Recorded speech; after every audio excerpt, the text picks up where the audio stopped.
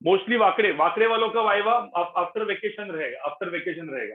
आपकी लिस्ट मैंने बनाई थी, थर्सडे को होने वाला था वाइवा आपका, मतलब कल होने वाला था वाकड़े का, लेकिन अभी मैं कल विले पार्ले पहले खत्म कर लूंगा, विले पार्ले एंड बोरीवली का खत्म कर दूंगा, ठीक है। नहीं, अंधेरी का भी मोस्टली आफ्टर वेकेशन रहेगा, ठीक है। नहीं, बाकी सब लोग सब सारे ब्रांचेस का गाइस, बाकी इधर नासिक औरंगाबाद में तो आ भी नहीं सकते हम, तो सब इंटर डिस्ट्रिक्ट ट्रैवल तो अभी अलाउड नहीं है, ठीक है। एक मिनट, किसको चाहिए हैंड रेस कर लो भाई, किसका हैंड रेस है? ओके,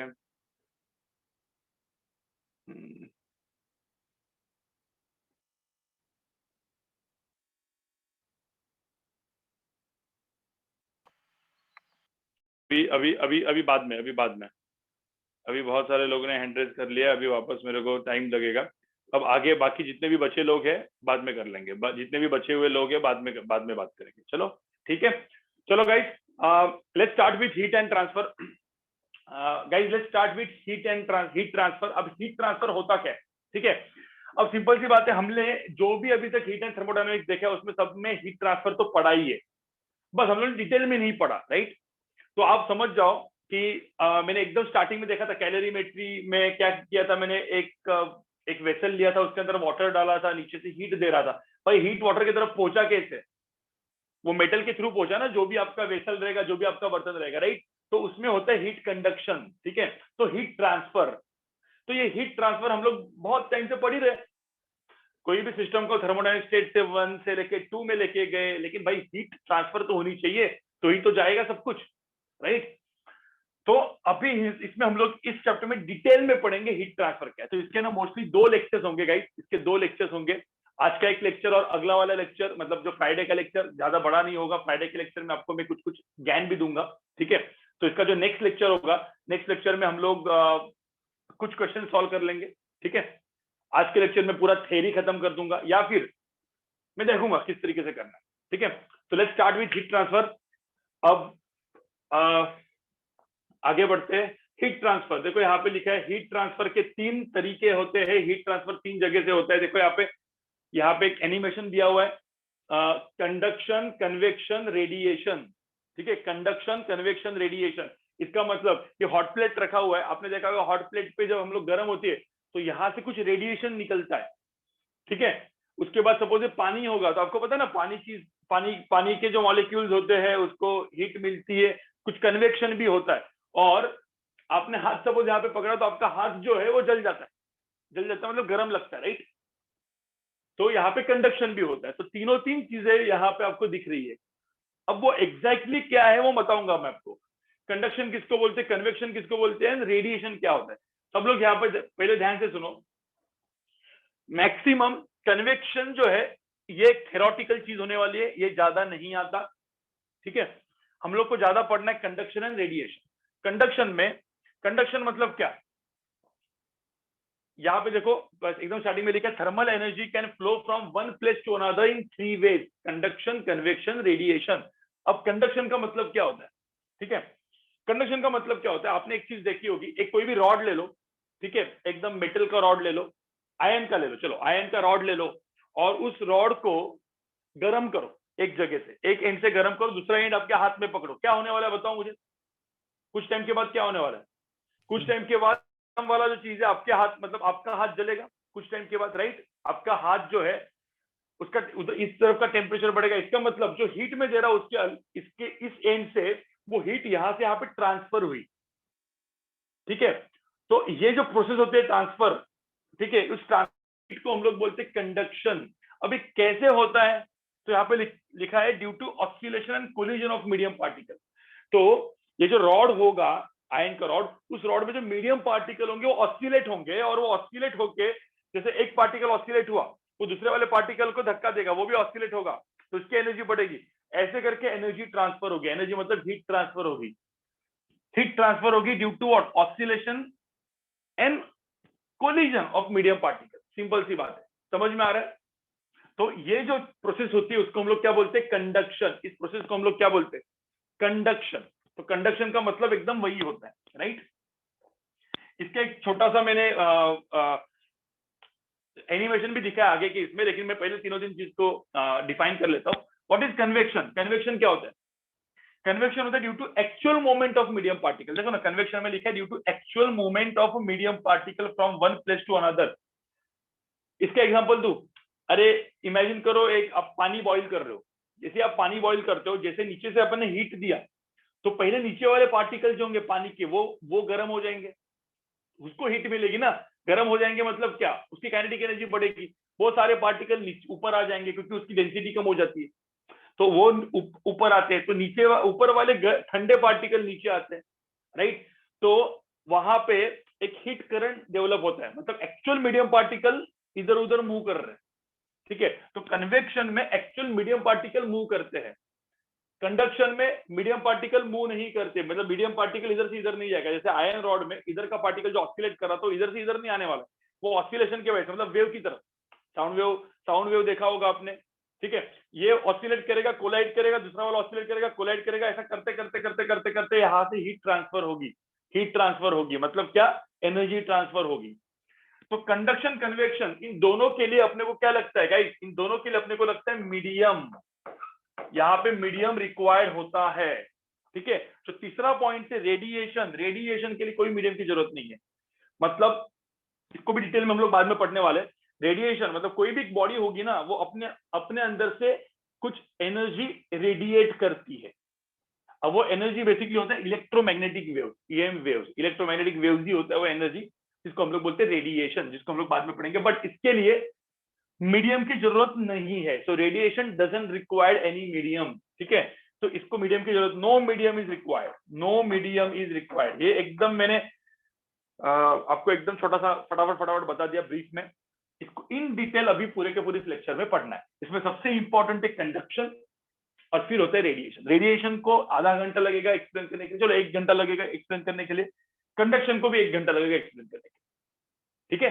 तो कंडक्शन एंड रेडिएशन एकदम डिटेल में हम लोग पढ़ेंगे, कन्वेक्शन अपने सिलेबस में डिटेल में नहीं। बस उसका ये पूरा का पूरा तीनों का तीन डेफिनेशन लिख दो फटाफट, चलो लिखो। नेक्स्ट, इसको लिखो फटाफट, हीट ट्रांसफर करके तीनों तीन चीजें लिखो, ठीक है? नहीं, कुछ लोग का लिख के हो गया, लेकिन कुछ लोग लिख रहे होंगे, लिखो फटाफट, और माइक म्यूट करके रखो। इसको इसको डिटेल में हम लोग पढ़ने वाले हैं, ठीक है? तो अभी कुछ डाउट मत पूछो, क्योंकि अभी तक कुछ पढ़ाया नहीं मैंने, ठीक है? अभी कोई डाउट नहीं पूछना है, सिर्फ लिखना है।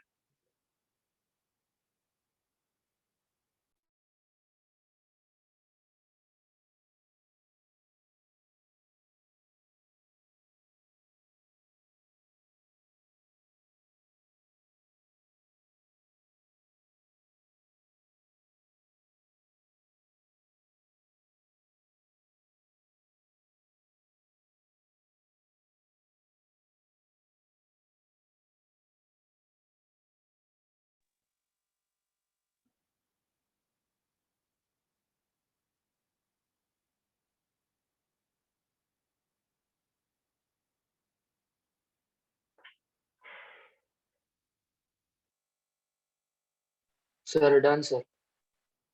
1 minute sir.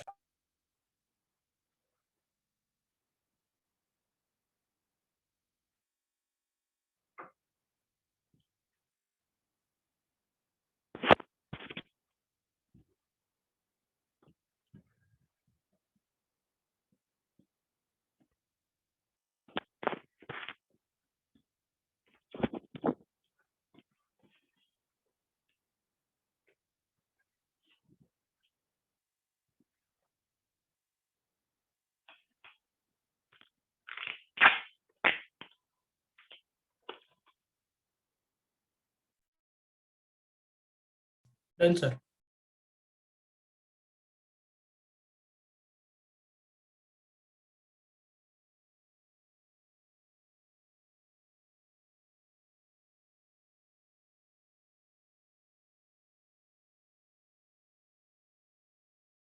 Done sir.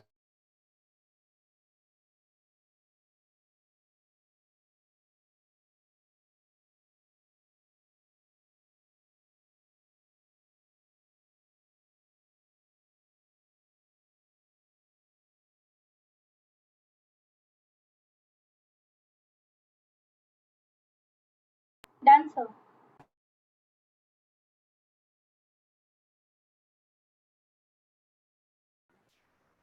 Sir, you are on mute.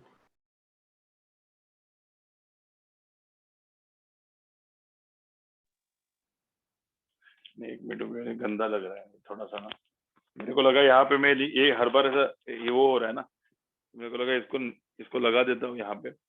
जल्द अभी मैंने दूसरे वाले मंगा है जो ये मैं बदलने वाला हूँ, ये बहुत सारा तकलीफ दे रहा है। अभी आवाज नहीं आ रहा, अभी आवाज प्रॉपर आ रहा है? Yes, sir. Yes, sir. ठीक है, Yes, sir. चलो Yes, अब यहाँ पे देख लेते हैं। अब ये मैंने इन जनरल आपको बताया what is heat transfer, conduction, convection and radiation के थ्रू हो सकता है। So let's talk about first conduction. देखो यहाँ पे दिया है कंडक्शन, देखो क्या होता है, कैसे, देखो इधर एक एनिमेशन दिया है, देखो क्या हुआ यहाँ पे, वापस देखो, यहाँ पे मैंने हीट दिया, ये लेट्स मेटल है, तो पहले ये वाले मॉलिक्यूल ऑसिलेट करने लगे, उसने उसको ट्रांसफर किया, उसने उसको ट्रांसफर किया, ऐसे ऐसे हीट ट्रांसफर होते गई, राइट। तो ऑसिलेशन एंड कोलिजन की वजह से हीट ट्रांसफर हो रही है, और इस प्रोसेस को हम लोग क्या बोलेंगे, कंडक्शन। इस प्रोसेस को हम लोग बोलने वाले कंडक्शन। तो इस तरीके से कंडक्शन हुआ। मैंने पहले भी आपको लिखा ही था कि एक हॉट बॉडी होती है, कोल्ड बॉडी होती है, heat transfer from hot body to cold body पता है, लेकिन कैसे होता है, due to oscillation of medium particles and collision of medium particles. Simple सी बात है। तो यहाँ पे जैसे लिखा हुआ है, इसका टेम्परेचर T1 है, इसका टेम्परेचर T2 है, and if T1 is greater than T2 तो क्या होगा, heat transfer, heat will transfer from hot body to cold body through this medium. ये कोई भी हो सकता है, कोई भी मेटल हो सकता है, उसको हम लोग बोलेंगे कंडक्टर। ये कोई भी कंडक्टर हो सकता है, राइट। और ये जो हीट ट्रांसफर हो रही है, अब एक वर्ड में यहाँ पे यूज करूंगा, हीट करंट, ठीक है। अब ये क्या है मैं आपको बताऊंगा। And conduction happens in all type of medium, solid हो, लिक्विड हो, गैसेस हो, सबको पता है, राइट, ठीक है। तो ये था मेरा बेसिकली क्या, कंडक्शन।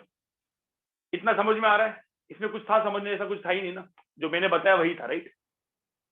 अब मैं कुछ कुछ ना टर्म्स डिफाइन करने वाला हूँ गाइस, कुछ कुछ टर्म डिफाइन करने वाला। जैसे यहाँ पे था ना हीट करंट, अब मैं एक्चुअल में हीट करंट को क्या बोलूंगा, देखो हीट करंट जो होता है ना, हीट करंट को मैं बेसिकली बोलता हूं delta Q by delta T, ठीक है। और डिफरेंशियल फॉर्म में हम लोग इसको बोलेंगे D Q by D T. तो मुझे होता है व्हाट इज ये डेल्टा क्यू मतलब क्या होता है, इसको हम लोग क्या बोलते हैं, ये क्या होता है, एनर्जी, भाई ये एनर्जी है। ये होता है टाइम, तो मुझे होता है एनर्जी अपॉन टाइम को हम लोग क्या बोलेंगे, एनर्जी अपॉन टाइम क्या होता है, what is energy upon time, power. तो एक्चुअल में यहाँ पे जो हीट करंट होता है, heat current is nothing but power only, ठीक है। ये मैं आपको बाद में बताऊंगा, पहले इतना लिख दो यहाँ पे, heat current is nothing but power. अब मैं पहले कुछ इतना ही पार्ट लिखो, ज्यादा कुछ है नहीं, थर्मल कंडक्शन करके लिखो। कंडक्शन के बारे में हम लोग अभी बात करने वाले हैं, राइट। कंडक्शन के बारे में हम लोग बात करने वाले हैं। अब मैं आपको एक चीज बताऊंगा, अभी मैं डायरेक्टली जंप मारूंगा, ठीक है। अब मैं डायरेक्टली जंप मारने वाला हूं। आपने जो पढ़ा हुआ है 8, 9, 10th में रेजिस्टेंस एंड पोटेंशियल डिफरेंस पे, ठीक है। अब अचानक आप बोलोगे सर करंट इलेक्ट्रिसिटी क्यों पढ़ा रहे, ठीक है। अभी मैं कंपेयर करने वाला हूं, मैं कंपैरिजन से पढ़ाने वाला हूं, ठीक है, कंपैरिजन से पढ़ाने वाला हूं।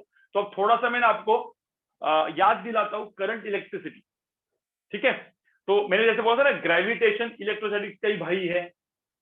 इलेक्ट्रोस्टैटिक्स का भाई कौन है, ग्रेविटेशन। इलेक्ट्रोस्टैटिक्स पढ़ लिया तो ग्रेविटेशन हो गया। सिमिलरली यहाँ पे ये थोड़ा बहुत जो कंडक्शन, जो पूरा का पूरा जो चीज है, कंडक्शन भाई है करंट इलेक्ट्रिसिटी का। करंट इलेक्ट्रिसिटी आपको अच्छे से आता है ना, तो फटाफट आएगा। तो डिटेल में वैसे भी हम लोग अभी पढ़ने वाले हैं, करंट इलेक्ट्रिसिटी का चैप्टर तो हम लोग पढ़ने ही वाले, तभी मैं फटाफट यहाँ पे आपको बैक कनेक्ट करवाने वाला हूँ। लेकिन अभी मैं वापस पढ़ाता हूँ, ठीक है। अब वापस छोटी छोटी चीजें पढ़ाता हूँ, ठीक है। आगे बढ़ू मैं guys? Yes, sir. Yes, sir. इसमें कुछ तो लिखना तो है नहीं।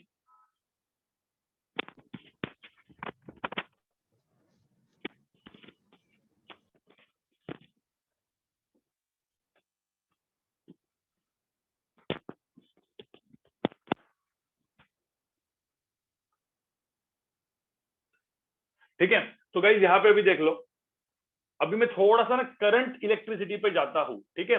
और फिर एग्जैक्टली वैसी की वैसी चीज अपन क्या करेंगे, पूरा का पूरा कंपेयर करने वाला है। तो पहले मैं थोड़ा सा करंट इलेक्ट्रिसिटी अभी यहाँ पे लिखता हूं मैं, करंट इलेक्ट्रिसिटी। बोलेंगे सर कहाँ से कुछ भी आप लगाते हो, देखो यहाँ पे बहुत फायदे की चीजें बता रहा हूं मैं आपको। एक सिंपल सी बात मुझे बताओ, ये होता है रेजिस्टेंस, ठीक है।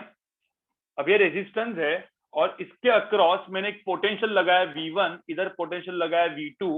मुझे बताओ V1 ग्रेटर देन V2 है और ये है अपना रेजिस्टेंस। तो आपको पता है ओम्स लॉ क्या होता है, ओम्स लॉ सबने पढ़ा है, V इज इक्वल टू क्या होता है IR। तो करंट क्या होता है, what is current, which is charge flow, potential difference divide by R, V by R। Ohm's law सबने पढ़ा हुआ है, बराबर। अब यहाँ पे जो करंट जाएगा, current always flows from where to where, higher potential to lower potential, याद है कि नहीं है? हाँ current always Yes, flows sir. From high potential, तो current always flows from higher potential to lower potential. So V1 minus V2 divide by R, ये हो जाएगा मेरा करंट, राइट? ये हो गया मेरा current which flows from higher potential to lower potential. थोड़ा सा याद है आपको सब लोग को? हाँ Yes, sir. यस सर ठीक है। अब मैंने सपोज ऐसे बोला, अब मुझे एक बात बताओ, ठीक है? अब मैंने बोला यहाँ पे ये रेजिस्टेंस है R1, ये रेजिस्टेंस है R2, ठीक है? ये पोटेंशियल है V1, ये पोटेंशियल है V2। तुमको याद है क्या ये R1 एंड R2, इसको हम लोग क्या बोलते थे? Series combination. Series combination. तो ये बेसिकली सीरीज कॉम्बिनेशन होता है। और हम लोग यहाँ पे क्या लिखते थे गाइस, हम डायरेक्टली इसको ऐसा भी लिख सकते हैं, ये हम लोग लिखेंगे R series which is equal to क्या, R1 plus R2। Yes, sir. और यहाँ पे ये होता था V1, ये होता था V2। तो किसी ने बोला सर यहाँ पे करंट बताओ कितना होगा, तो करंट की वैल्यू यहाँ पे होगी V1 minus V2 is potential difference divide bye series resistance which is R1 plus R2। याद है कि नहीं है तुमको? Yes, sir. यस सर हाँ, अब मुझे एक बात बताओ, कोई भी पॉइंट पे देखो, देखो कोई भी पॉइंट पे देखो, कोई भी पॉइंट पे जितना करंट यहाँ पे इस पॉइंट पे आने वाला है उतना ही करंट यहाँ से जाने वाला है, बराबर ना? अरे सिंपल सी बात है ना, करंट मुझे बताओ करंट क्या, इधर से आया है, इधर से अचानक से गायब हो गया, जीरो हो गया, ऐसा होता है क्या गाइस? No, sir. जितना sir. करंट इस पॉइंट पे आता है उतना ही करंट जाता है। करंट मतलब क्या, चार्ज फ्लो, चार्ज फ्लो हो रहा है, जितना चार्ज यहाँ पे आएगा उतना ही चार्ज यहाँ पे जाएगा। ये सब हम लोग करंट लिखने में पढ़ेंगे, लेकिन अभी के लिए सिर्फ थोड़ा सा दिमाग में डाल दो, जितना करंट आएगा उतना ही करंट जाएगा, सिंपल सी बात है। तो यहाँ पे कोई भी चार्ज डिपॉजिट नहीं होगा। देख ये जो कंडीशन होती है ना गाइस, ये जो कंडीशन जहाँ पे वैलिड होती है इसको हम लोग बोलते हैं स्टेडी स्टेट। क्या बोलते हैं? Steady state. स्टेडी स्टेट के बाद ये सब कुछ वैलिड होता है, ठीक है? ये आपने पढ़ा हुआ है, राइट? अब मुझे बताओ, किसी ने बोला सर इधर का पोटेंशियल ढूंढो, ठीक है? मैं भी आपको यहाँ पे बोलता हूँ, यहाँ पे देखो, यहाँ पे लिखता हूं मैं। किसी ने बोला सर यहाँ का ना पोटेंशियल ढूंढो V, ये अंदर का जो पोटेंशियल है ना V, वो ढूंढो। तो मुझे बताओ कैसे ढूंढोगे, ये V कैसे ढूंढोगे? कोई बोल सकता है यहाँ का करंट और यहाँ का करंट सेम है कि नहीं है, बताओ मुझे। इधर का करंट I होगा तो इधर का करंट भी क्या होगा? I।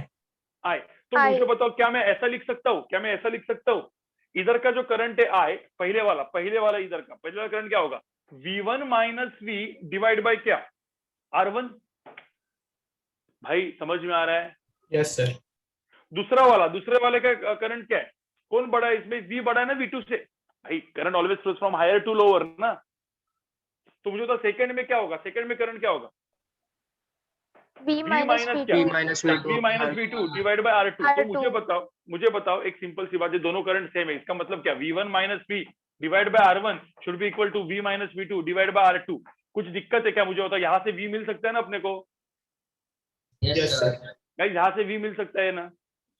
मुझे बताओ ये करंट Yes, लिखिएगा, sir. थोड़ा बहुत समझ में आ रहा है क्या आपको एक चीज? Yes, sir.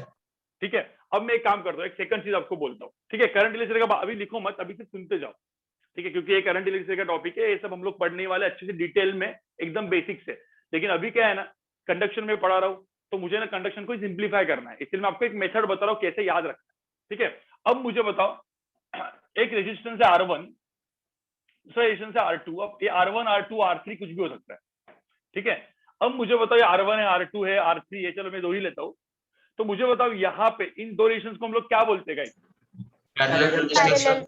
हाँ, ये V1 होगा, ये V2 होगा। तो अब किसी ने बोला गाइस, ये पूरा का पूरा चीज किसमें कन्वर्ट कर सकते हैं? R पैरेलल में। मुझे बताओ R इक्विवेलेंट हम लोग बोलते हैं ना, R इक्विवेलेंट कितना होता है? 1 बाय R इक्विवेलेंट इस केस में 1 by R1 plus 1 1 by R1 1 by R2, ठीक है? तो इस चीज को पूरा का पूरा मैं कन्वर्ट किस में कर दूंगा? R इक्विवेलेंट में कर दूंगा, R इक्विवेलेंट में कर दूंगा, ये V1 डाल दूंगा, ये V2 डाल दूंगा। तो मुझे तो करंट आएगा कि नहीं आएगा? करंट की वैल्यू कितनी आएगी? V1 minus V2 divide by R equivalent, right? Yes, sir. और यहाँ पे आर इक्विवेलेंट की वैल्यू क्या हो जाएगी, आर इक्विवेलेंट की वैल्यू क्या हो जाएगी, R1 R2 divide by R1 plus R2, ठीक है। और किसी ने बोला चलो, किसी ने ऐसे बोला कि सर एक काम करते हैं ना, ये R1 R2 है ना, हम लोग ऐसा भी कर सकते हैं कुछ, ये रेजिस्टेंस मैंने R1 डाला, ये मैंने R2 डाला, ठीक है। अब बोर्ड्स का लेक्चर तो हो चुका है राइट, करंट इलेक्ट्रिसिटी का, ये V1 है, ये V2 है। अब कौन कौन, ये R1 R2 क्या हो जाएंगे, पैरेलल, R3 क्या हो जाएगा, सीरीज। सीरीज। तो Series. मुझे बताओ, इसमें मुझे आर इक्विवेलेंट लिखना है, तो इसका आर इक्विवेलेंट कैसे आएगा, R1 R2 divide by R1 plus R2, parallel वाला कर दिया मैंने, प्लस क्या कर दिया, R3. R3। समझ में आ रहा है क्या, समझ में आ रहा है क्या चीज, Yes, sir. Yes, sir. थोड़ा बहुत समझ में आ रहा है कैसे करना है इसको। चलो Yes. तो मतलब क्या हुआ, थोड़ा आपको याद आ गया किस तरीके से करना है। अब हम लोग करंट इलेक्ट्रिसिटी में हम लोग पढ़ेंगे बाद में, व्हीटस्टोन ब्रिज भी होता है। व्हीटस्टोन ब्रिज मतलब क्या, वहां पे एक रेजिस्टेंस को निकाल देना होता है, फिर सीरीज पैरेलल में कन्वर्ट होता है। तो ये सब कुछ चीजें ना, और फिर अलग अलग इंटीग्रेशन से भी रेजिस्टेंस को निकाला जाता है, इंटीग्रेशन से भी रेजिस्टेंस को निकाला जाता है। तो वो तो अच्छे अच्छे क्वेश्चन होंगे, और कंडक्शन में भी सेम टू सेम आने वाला है। तो मैं क्या करूंगा, जो अच्छे क्वेश्चन है कंडक्शन के, वो कब कराऊंगा, करंट इलेक्ट्रिसिटी के पढ़ाने के बाद आप डायरेक्टली ट्राई मार सकते हो। मैं बोल दूंगा देखो ये क्वेश्चन सॉल्व करो, वो क्वेश्चन सॉल्व करो, तुम्हारा हो जाएगा, ठीक है।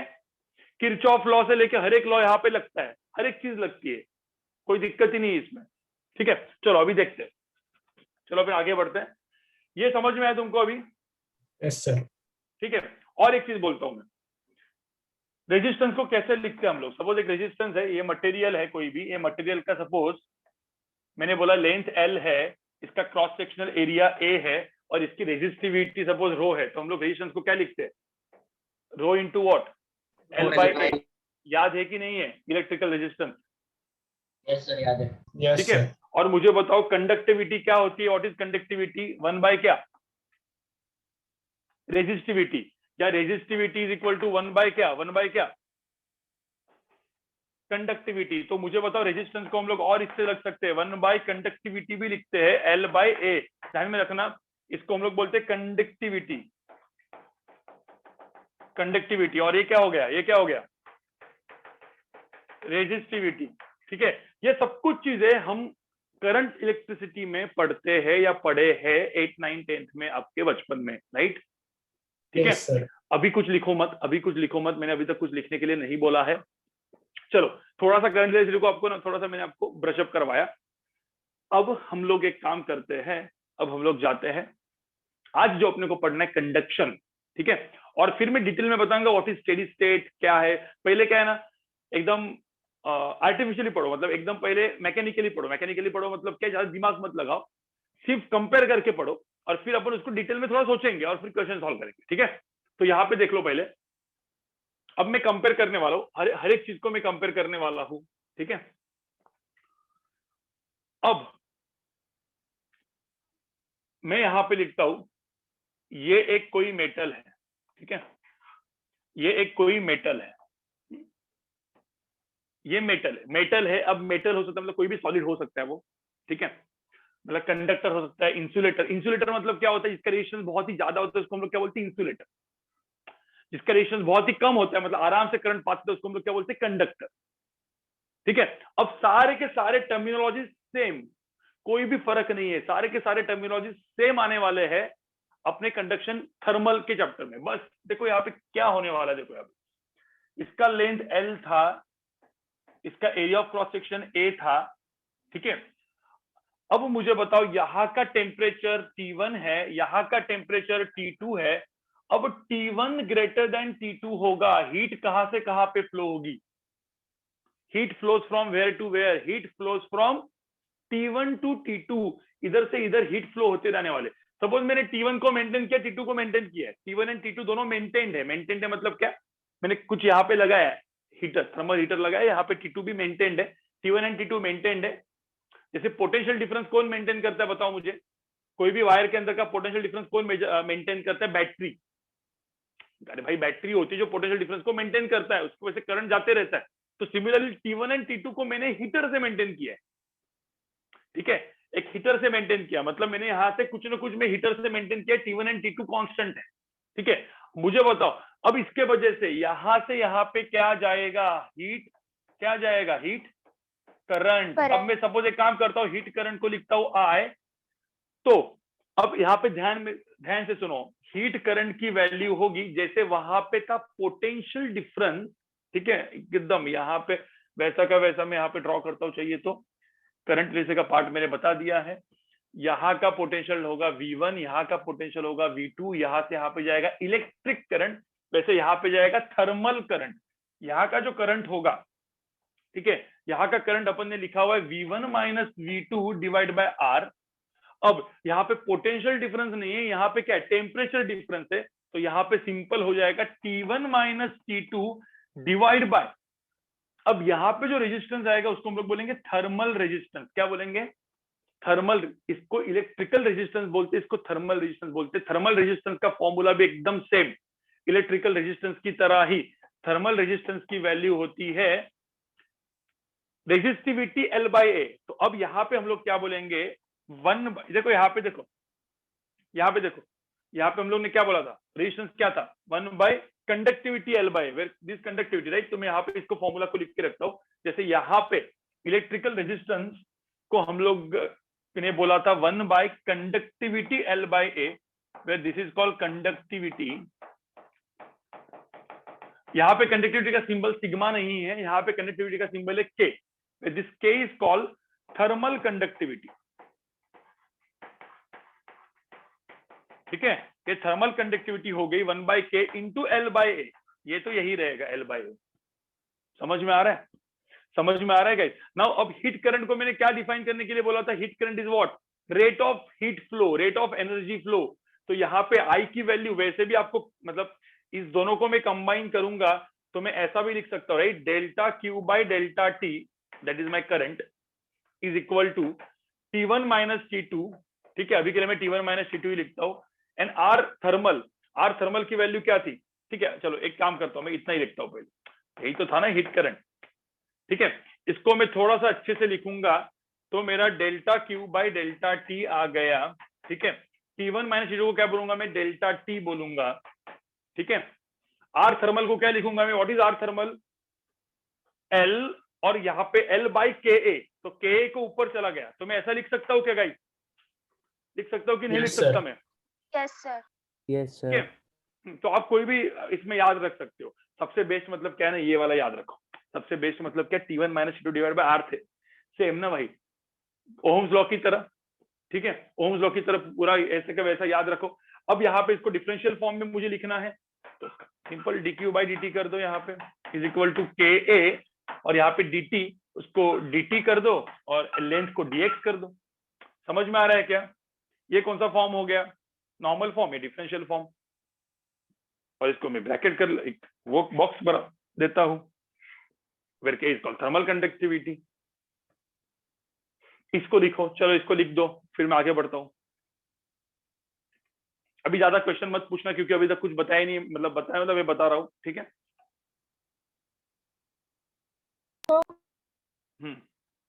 सर इसके पहले वाले वो स्लाइड में जाओगे आप प्लीज, 1 मिनट, स्क्रीनशॉट ले लूँ। हाँ तो स्क्रीनशॉट नहीं, पहले इसको लिख दे, उसके बाद उसका स्क्रीनशॉट देता हूँ। Okay sir. भाई टॉपिक नाम डालना है कंडक्शन, कंडक्शन डालो ना।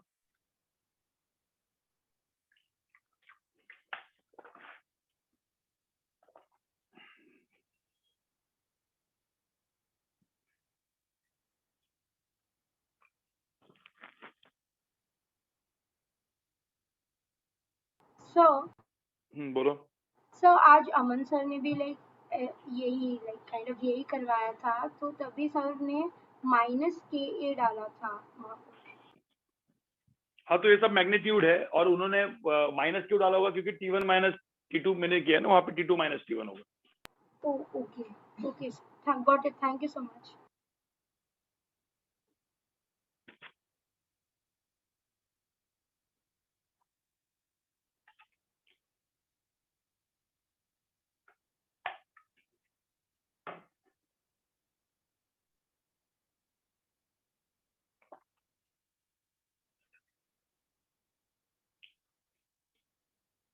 अजिंक्य मैं तुमको लोगों को क्या बोला पहले, हीट ट्रांसफर कैसे होता है, कैसे कोलिजन होता है, कैसे वो ट्रांसफर होता है, वो मत सोचो अभी, पहले इसको न्यूमेरिकली सोचो, समझो, ठीक है, मैकेनिकली समझो।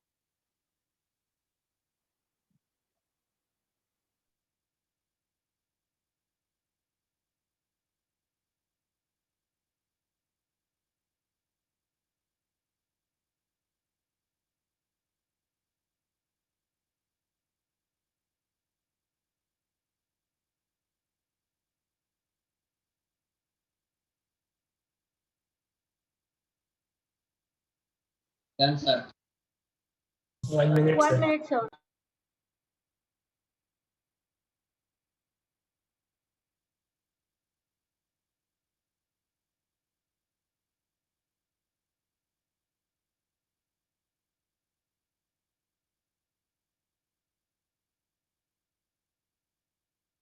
Done, sir.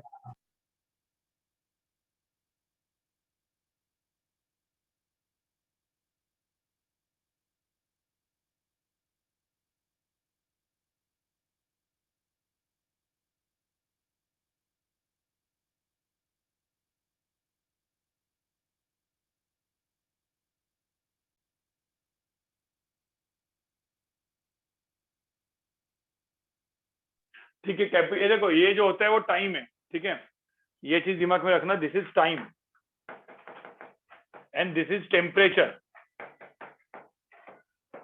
ठीक है, ये एक टाइम है, एक टेम्परेचर है।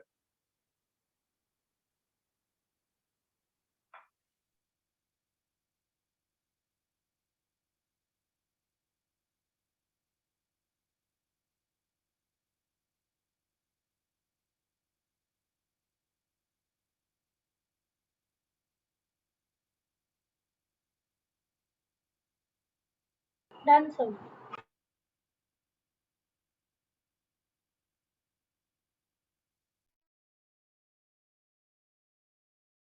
Sir, done.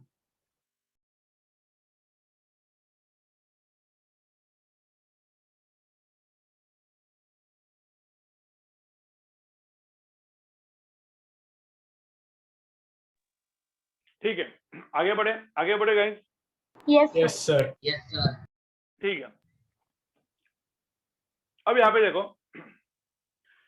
अब जैसे मैंने आपको बताया, सुनो, जैसे मैंने आपको बताया, मैं अलग अलग ना एग्जांपल देता हूँ, ये एग्जांपल्स है, ये बेसिकली एग्जांपल्स है, अपने क्वेश्चंस वैसे के वैसे ही आने वाले हैं, कुछ क्वेश्चंस में फर्क नहीं है, एक बार आपको समझ में, आपको सब कुछ समझ में आ जाएगा, ठीक है। चलो एक काम करते हैं, मैं एग्जांपल लेता हूँ, चलो केसेस लेता हूँ, चलो केस 1, एग्जांपल नहीं, एग्जांपल तो हम सॉल्व करते, बट केसेस मतलब एग्जांपल, ठीक है। अब ऐसा पकड़ लो, यहाँ पे एक मेटल है और यहाँ पे एक दूसरा मेटल है, ऐसे दोनों कनेक्ट किया हुआ है, ठीक है। अब ऐसा पकड़ ले, इसका एरिया A1 है, इसका लेंथ L1 है, इसका कंडक्टिविटी K1 है, इसकी कंडक्टिविटी K2 है, इसका एरिया A2 है, इसका लेंथ L2 है। आपको समझ में आ रहा है? Yes, कोई भी sir. मेटल, मतलब ऐसा पकड़ सकते हैं, ये है आयन, ये है कॉपर या एल्यूमिनियम कॉपर, कुछ भी ले सकते हैं, ठीक है। अब मैंने क्या किया, ऐसा बोला कि यहाँ पे मैंने टेम्परेचर रखा T1, यहाँ पे टेम्परेचर रखा T2 और दिया है T1 is greater than T2, तो मुझे बताओ हीट फ्लो कहाँ से कहाँ पे होगी? हीट फ्लो यहाँ से यहाँ पे होगी। T1 to T2. अब ध्यान में रखना, T1 एंड T2 कांस्टेंट है, तो पहले ना हीट फ्लो मतलब पहले कंडक्शन होगा और उसके बाद ना टेम्परेचर, स्टेडी स्टेट की बात करते हैं। तो यहाँ का जो टेम्परेचर, यहाँ पे कुछ ना कुछ एक टेम्परेचर आएगा ना, टेम्परेचर T। अब वो टेम्परेचर T स्टेडी स्टेट में क्या रहेगा? स्टेडी स्टेट में सब कुछ क्या हो जाएगा? स्टेडी स्टेट में सब कुछ क्या हो जाएगा? कांस्टेंट। स्टेडी स्टेट, ये स्टेडी स्टेट लिखता हूं मैं, सब कांस्टेंट है, तो मुझे होता है टेम्परेचर T कितना होगा, ठीक है, क्योंकि स्टेडी स्टेट नहीं है तो वो अपने सिलेबस में नहीं है, वो नहीं पूछता क्वेश्चन, ठीक है। स्टेडी मतलब क्या, अभी सब कुछ जगह पे करंट प्रॉपर जा रहा है, करंट प्रॉपर जा रहा है मतलब क्या हो रहा है बताओ मुझे, जितना करंट यहां से जा रहा है उतना ही करंट यहां से जा रहा है, बताओ मुझे, सही है कि नहीं है? Yes sir. जितना हीट करंट यहां जाएगा उतना करंट यहां से जाएगा। अब दो क्वेश्चन यहाँ पे, दो क्वेश्चन है, कोई डायरेक्टली बताओ मुझे कि करंट कितना होगा, तो आप क्या करोगे, सुनो यहाँ पे देखो, सब लोग यहाँ पे देखो, यहाँ पे देखो, पहले हम लोग निकालेंगे R1 की वैल्यू। हाँ ठीक है, म्यूट रहो, बोलो मत। पहले R1 की वैल्यू निकालेंगे 1/K1, ठीक है, 1/K1 conductivity length upon area, याद है ना ये L1/A1। ठीक है, R2 का वैल्यू कितना है, रेजिस्टेंस थर्मल रेजिस्टेंस कितना है R2 यहाँ पे 1/K2 L2/A2। याद रखो ना, रेजिस्टिविटी L/A या 1 कंडक्टिविटी L/A, दिमाग में डालो रेजिस्टेंस। ठीक है, तो R1 R2 की वैल्यू आ गई, तो मुझे बताओ करंट की वैल्यू कितनी आएगी। करंट की वैल्यू यहाँ पे क्या आएगी, T1 minus T2 divide bye क्या, R1 plus R2।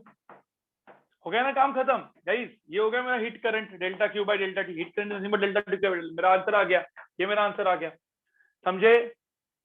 Yes, sir. Yes, ठीक sir. है, और किसी ने बोला find the temperature T, find the temperature T. भाई फाइंड द टेम्परेचर टी, निकाल देते टेम्परेचर टी। क्या है इसमें, टी की वैल्यू निकालने के लिए क्या करोगे बताओ।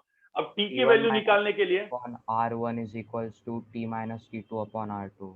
राइट, अभी जस्ट बताया था मैंने। क्या करेंगे, इधर का करंट इक्वल टू इधर का करंट। इसका मतलब क्या, इधर का जो करंट था वो इधर का करंट होगा। इसका मतलब यहाँ का करंट कितना है, यहाँ का करंट है T1 minus T divide by क्या है R1। अरे भाई R1 की वैल्यू डालो यहाँ पे, बाद में डालो। ठीक है, उसके बाद यहाँ का करंट कितना है T minus T2 divide by R2। जो बताओ इक्वेशन नंबर 2 से तुम लोग को T मिल गया, T मिलेगा कि नहीं मिलेगा। Yes, sir. इधर से करंट मिल गया, इधर से T मिल गया, काम खत्म हो गया तुम्हारा। ठीक है, इस टाइप का क्वेश्चन बनेगा, आ जाएगा तुमको, कोई तकलीफ ही नहीं है यहाँ पे। लिखो इसको केस 1 को।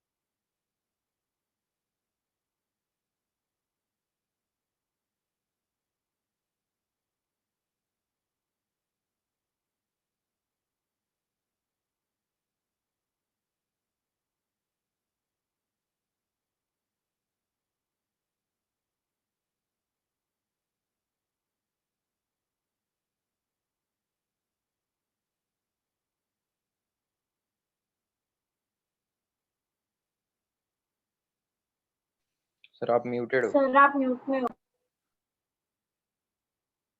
भाई ऐसे 2 रेजिस्टेंस 3 रेजिस्टेंस करो, 3 मटेरियल करो, 4 करो, क्या फर्क पड़ता है, समझ में आ रहा है। बस फंडा यही लगाना है अपना, फंडा यही लगाओ, आंसर निकालो, काम खत्म हो जाता है।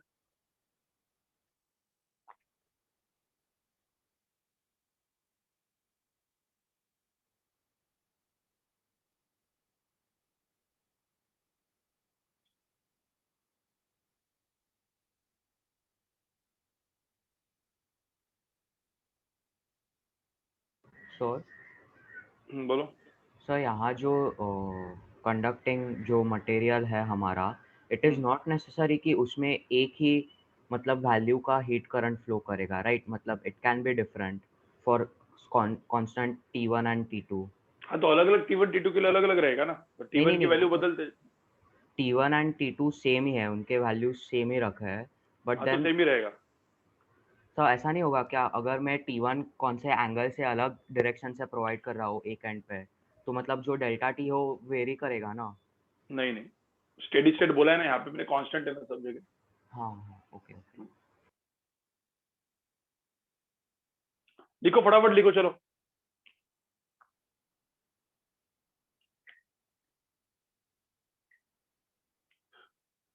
चलो एक काम करते गाइस, एक काम करते, क्योंकि मैंने केसेस बताऊंगा ना, तुमको समझ में तो आ चुका है, राइट, समझ में तो आ चुका है, राइट, तुमको समझ में आ चुका है सब कुछ चीज। पैरेलल होगा तो क्या होगा, चलो पैरेलल वाला केस भी लिख ही देते हैं, उसके बाद फिर आगे करते हैं। केस 2, एक पैरेलल वाला केस लेते हैं। ठीक है, ये एक ऐसा, एक ये मेटल है, ये एक दूसरा मेटल है, ठीक है, और ऐसे मैंने लगा दिया, फिर पैरेलल एंड सीरीज वाला भी हो सकता है। अरे बहुत सारे क्वेश्चन बनेंगे, बहुत सारे। T1 है, ये टेम्परेचर T2 है, ठीक है, इसका रेजिस्टेंस सपोज मैंने R1 लिया, इसका रेजिस्टेंस मैंने R2 लिया, थर्मल रेजिस्टेंस है, मैं बात कर रहा हूँ किसकी अभी, थर्मल रेजिस्टेंस। ध्यान में रखा, इसको हम लोग क्या बोलेंगे, इधर चाहिए थर्मल, इसको एकदम पहले यहाँ पे लिख दो, this called thermal resistance, thermal resistance. इसको थर्मल कंडक्टिविटी बोलते हैं, इसको बोलते हैं करंट, हीट करंट, ठीक है, ये सारे नाम दिमाग में डालना है, टेम्परेचर वगैरह से रिलेटेड है ये सब, ठीक है। अब सिंपल सी बात है, किसी ने बोला कि टोटल हीट कितना जाएगा यहाँ से, टोटल हीट करंट कितना जाएगा, delta Q by delta T की वैल्यू कितनी होगी, तो यहाँ पे करंट की वैल्यू क्या होगी, T1 minus T2 divide bye क्या, डिवाइड बाय क्या, आर इक्विवेलेंट की यहाँ पे वैल्यू निकाल दो ना, R1 R2 upon R1 plus R2, यही निकाली थी कि नहीं निकाली थी अपन ने, मतलब 1 by R1 plus 1 by R2 equal to 1 by R equivalent, इससे निकाल दो R इक्विवेलेंट, यहाँ पे तुम्हारा काम हो गया है, यहाँ पे खत्म बात, R इक्विवेलेंट यहाँ पे डाल दो। तो इस टाइप के क्वेश्चन बनेंगे। अब यहाँ पे दो पैरेलल एक सीरीज कर सकते हो, R इक्विवेलेंट निकालते जाओ, आपका काम हो जाएगा, राइट। तो अलग अलग क्वेश्चन भी अपन डायरेक्टली करते हैं, एक्चुअल में भी बहुत सारे ऐसे क्वेश्चन दिए हुए हैं, ठीक है गाइस। जैसे मैंने आपको बताया, जो R इक्विवेलेंट करके मैं अलग से करंट इलेक्ट्रिसिटी में पढ़ाता हूँ, R इक्विवेलेंट कैसे फाइंड आउट करते हैं, तो उधर से भी बहुत सारे क्वेश्चंस यहाँ पे आते हैं डायरेक्टली। तो मतलब करंट इलेक्ट्रिसिटी का R इक्विवेलेंट फाइंड आउट करने को हो गया ना आपका, तो इसके टाइप के हर एक टाइप के क्वेश्चन आपके बन सकते हैं। बस ध्यान में रखना, electrical resistance is replaced by thermal resistance, conductivity is replaced by thermal conductivity, और voltage potential difference is replaced by what, temperature difference, काम खत्म। एंड करंट वहां पे इलेक्ट्रिक करंट होता है, यहाँ पे थर्मल करंट है, कोई दिक्कत। और बेसिकली थर्मल कंडक्टर मतलब पावर है भाई, एनर्जी अपॉन टाइम है, एनर्जी अपॉन टाइम है वो चीज। चलो आगे बढ़ते हैं, तो क्वेश्चन कॉल, का वैल्यू का आया, क्या आया था, बस कंफर्म करना था। क्या क्या, केस 1 का टी का वैल्यू क्या आया था सर, कंफर्मेशन चाहिए था थोड़ा। क्या कंफर्मेशन चाहिए, तो केस 1 के टी के वैल्यू का। नहीं नहीं, अरे वो तुम निकालो अभी, वो अभी क्वेश्चन आने वाला है, ठीक है, क्वेश्चन आने वाला है, यहाँ पे सब लोग देखो, मैं तुमको बोलता हूँ, अपन कुछ क्वेश्चन सॉल्व कर लेते तो तुमको सर समझ वो में लास्ट वाला केस कॉपी नहीं करना है, कौन सा वाला, केस 2, वो पैरेलल वाला। हाँ करना है ना, करो। 1 मिनट का सर। करो फटाफट करो, मुझे लगा कर दिया तुमने।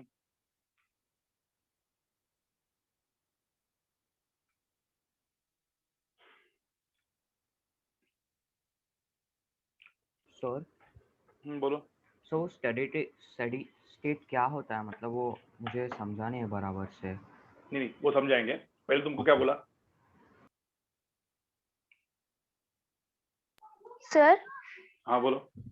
सर मतलब temperature T1 even with time T1 ही रहेगा, right, it won't change. Yes, temperature is constant, ध्यान में रखना है, सब कुछ स्टेडी स्टेट है। स्टेडी स्टेट का मतलब समझ रहे हो क्या है, this is T1 is constant, T2 is constant, ये कांस्टेंट है, मतलब क्या रहेगा, ये फिक्स रहेगा। मुझे बताओ एक बात, बताओ यार तुम लोग, एक बैटरी लगाई मैंने एक रेजिस्टेंस को, और बोला वो बैटरी डिस्चार्ज होती जा रही है टाइम के टाइम पे, तो पोटेंशियल डिफरेंस क्या होता जाएगा, कम होता जाएगा ना, यस तो सर, करंट की वैल्यू भी कम होती जाएगी ना। तो मुझे लगता करंट वेरिएबल आप देखते हो क्या, करंट लिटरी में वेरिएबल करंट अपन पढ़ते क्या जनरली, बचपन में पढ़े थे क्या तुम, नहीं ना। No sir. हाँ तो बस वही फंडा भी लगाओ, जहाँ पे मैं वेरी भी करूंगा बाद में, टेंशन मत लो। जेई एडवांस के क्वेश्चंस में सब वेरी वगैरह भी होता है, एडवांस के क्वेश्चंस में वेरी भी होता है टेम्परेचर, ठीक है। लेकिन अभी मैं बताऊंगा तो इधर नीट वाले बच्चे भी बैठे हैं, जेई मेन वाले बैठे, सीईटी वाले बैठे, ठीक है। तो पहले अपन एक नॉर्मल क्वेश्चन करते हैं, एडवांस वाले क्वेश्चन तो होंगे ही, जहाँ पे हर एक चीज वेरिएबल होगा, इंटीग्रेशन डेरिवेटिव यूज होगा उसमें, ठीक है। चलो आगे बढ़े। Yes sir.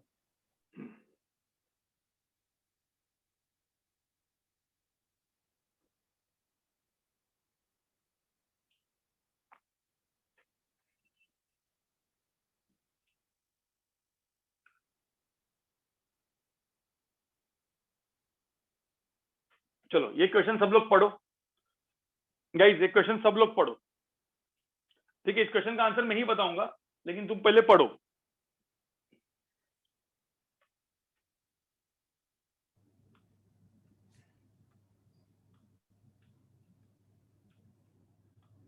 किसी का तो माइक चल रहा है भाई, बंद कर लो। आयुष दहाके भाई, आयुष दहाके तेरा माइक चालू है।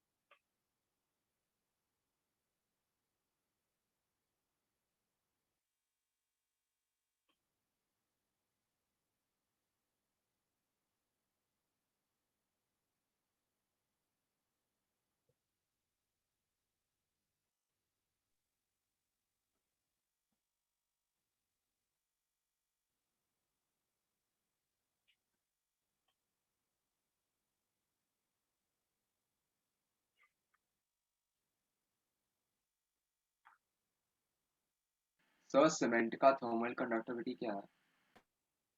सीमेंट का, तो सीमेंट का नहीं दिया है क्या? वो 1.5 है सीमेंट का। तो ब्रिक का क्या है? ब्रिक का 1 है, 1। सर आपको कुछ डिस्टरबेंस आ रहा है क्या? क्योंकि मेरा माइक मैंने एक्सटर्नली म्यूट पे रखा है। आ रहा था, अभी मैंने म्यूट कर दिया उसको। ये है ब्रिक का।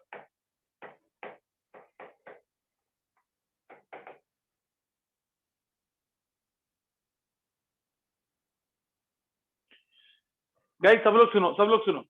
क्वेश्चंस बहुत लंबे लंबे दिखते हैं लेकिन वो लंबे होते नहीं है, ठीक है।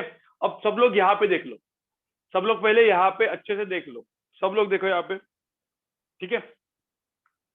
पहले मुझे बताओ, ऐसा पकड़ लो एक रूम है, रूम, ये पूरी रूम है।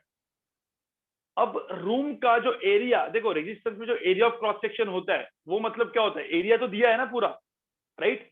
अपने काम करते हैं, अब एक रूम ऐसे पूरी की पूरी रूम लो या पूरे के पूरे रूम को ना वॉल, एक वॉल में कन्वर्ट कर दो, एक वॉल में कन्वर्ट कर दो। मतलब ऐसा पकड़ लो, एक सिंगल ऐसे वॉल है, मैं 3 डायमेंशन वॉल निकाल रहा हूँ, देखो, ठीक है, एक ही वॉल है, ऐसा पकड़ लो। और इस वॉल में ऐसे ये 3 लेयर्स है, ऐसे ये 3 लेयर्स है गाइस, ये लेयर, ये लेयर और ये लेयर। ये लेयर कौन सा है, पहला वाला लेयर कौन सा है, ठीक है, वुड का लेयर है। The middle layer is cement and then brick, ठीक है। तो ये वुड है, यहां पे सीमेंट है और यहां पे ब्रिक है, ठीक है।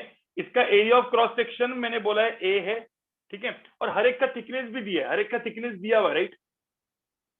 इसका 2.5 है, इसका 1 सेंटीमीटर है और इसका कितना है 25 सेंटीमीटर।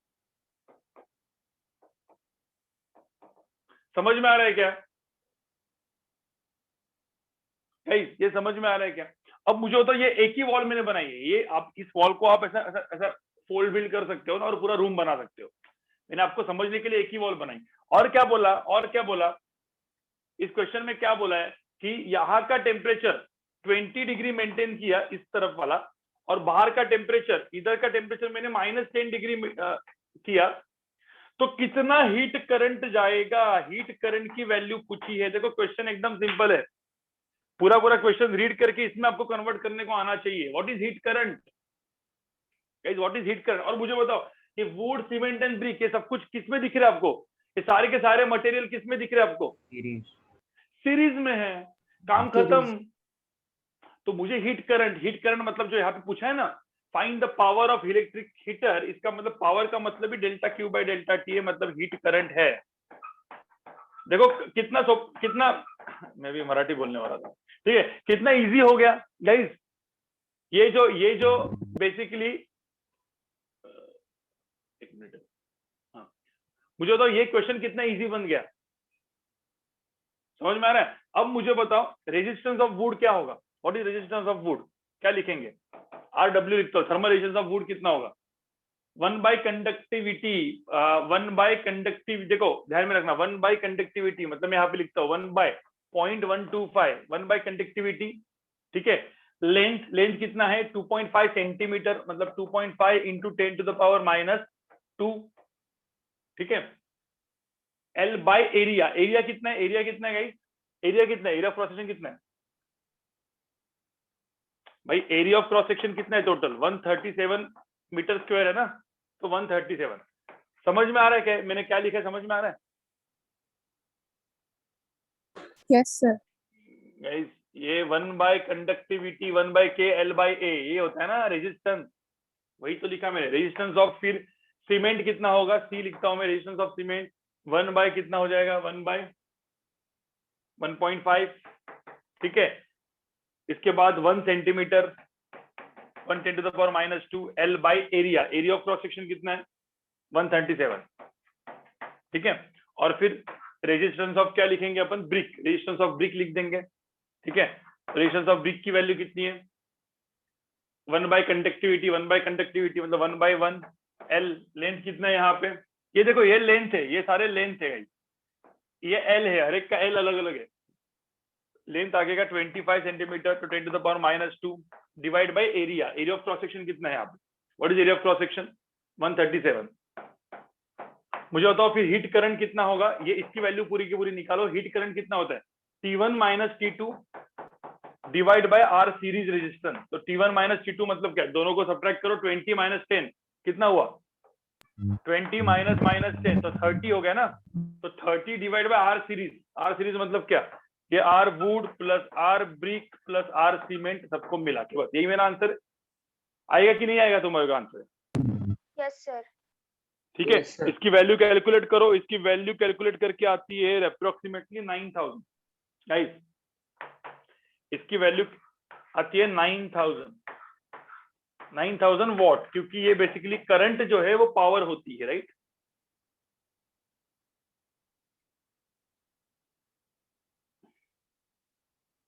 मुझे बताओ, देखो एक अच्छा क्वेश्चन, इसको हम लोग अच्छा क्वेश्चन बोलेंगे, ये अच्छा क्वेश्चन, देखो इतना बड़ा सा क्वेश्चन एकदम सिंपली इसमें कन्वर्ट हो गया, ठीक है। तो आपको कन्वर्ट करने आना चाहिए, कन्वर्ट करने आना चाहिए, चीजें सेम ही है।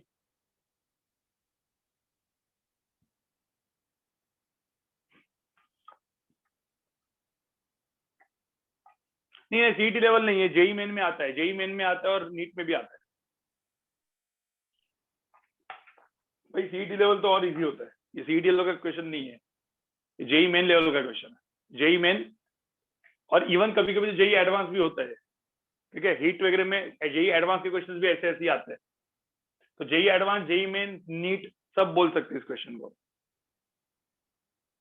लेकिन इजी है ना, कुछ है क्या इसमें,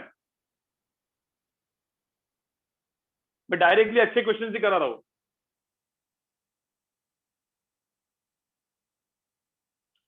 आगे बढ़े गाइस, आगे बढ़े। 1 मिनट सर। सर 1 मिनट से। कैलकुलेशन बहुत गंदा है, तो जेई नीट में ऐसा इतना गंदा कैलकुलेशन नहीं होगा, ये कुछ कुछ एचसी और इधर उधर से क्वेश्चंस मैंने लिए, इसीलिए कैलकुलेशंस बहुत गंदे वाले हैं, ठीक है। ये गंदा कैलकुलेशन है, आपको पता है कैलकुलेशन गंदा वाला नहीं आएगा, ठीक है।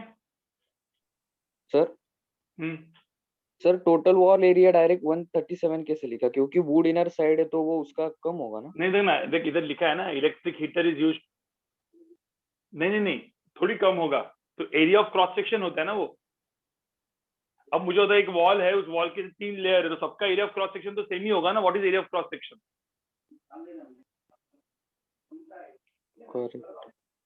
एक मिनट यहाँ पे देखो guys, area of cross section क्या होता है, लेट्स से ये एरिया ऑफ क्रॉस सेक्शन है, लेट्स से ये एक वुड है, ठीक है, ये वुड का लेयर है, ठीक है। उसके बाद एक सीमेंट का लेयर ऐसे ही मैंने पकड़ा, ऐसे ही सीमेंट का लेयर लिया, लेकिन उसका थिकनेस अलग है, तो ये बेसिकली वुड हो गया, ये आगे वाला सीमेंट हो गया, उसका एरिया ऑफ क्रॉस सेक्शन क्या, सबका सेम ही है ना।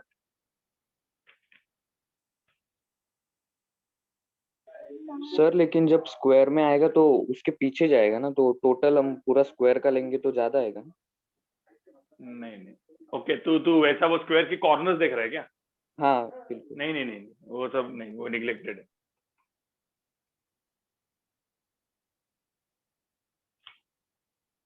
सर हो गया। सर हो गया।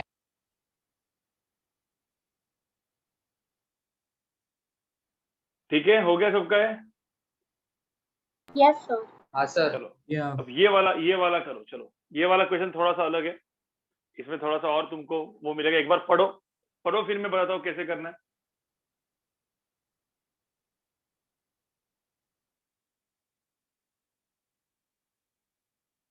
सर मैंने चैट पे कुछ डाला है।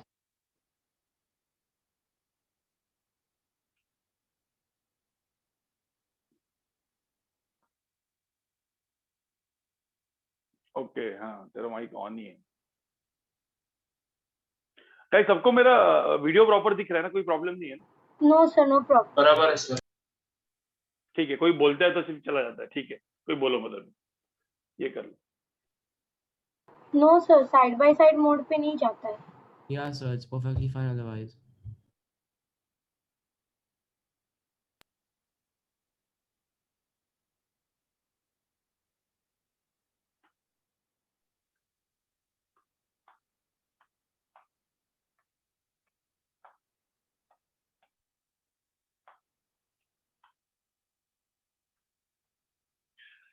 चलो यहाँ पे देखो सब लोग गाइस यहाँ पे देखो, सब पढ़ लिया आप लोग ने, क्वेश्चन पढ़ लिया।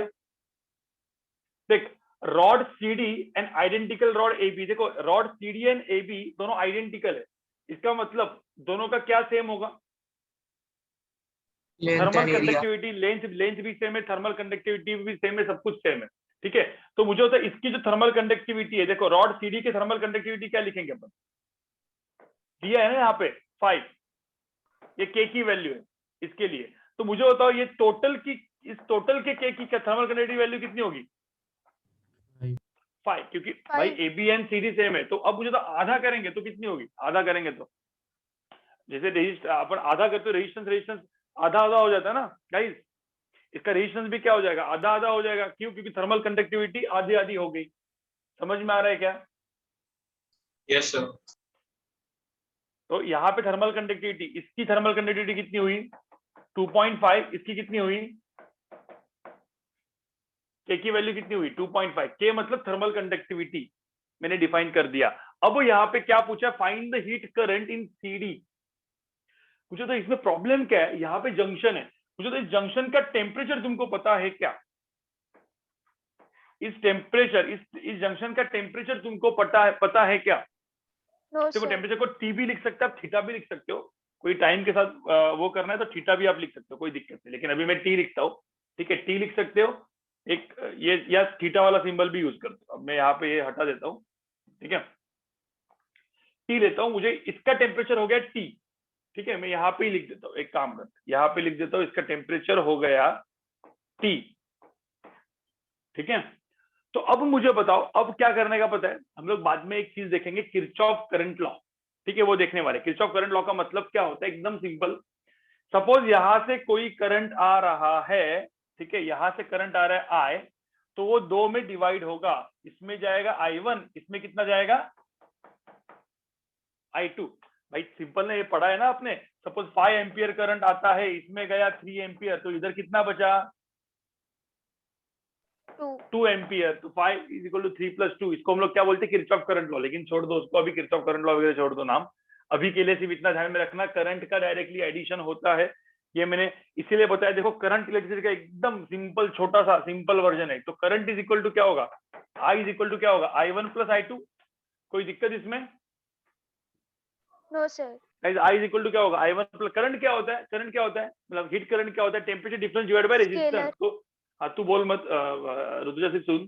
तो करंट जो होता है, यहाँ पे जो करंट होता है उसकी वैल्यू अपन क्या लेंगे? यहाँ पे इसमें जो करंट है, जो एक्चुअल आने वाला करंट है, उसकी वैल्यू क्या लिखेंगे? आने वाले करंट की वैल्यू लिखेंगे 100 - T temperature difference divide by resistance, ठीक है, डिवाइड बाय क्या? रेजिस्टेंस। एक काम करते गाइस, एक काम करते, ठीक है, मुझे एक बात बताओ, रॉड CD का रेजिस्टेंस R होगा, तो रॉड AC का कितना होगा?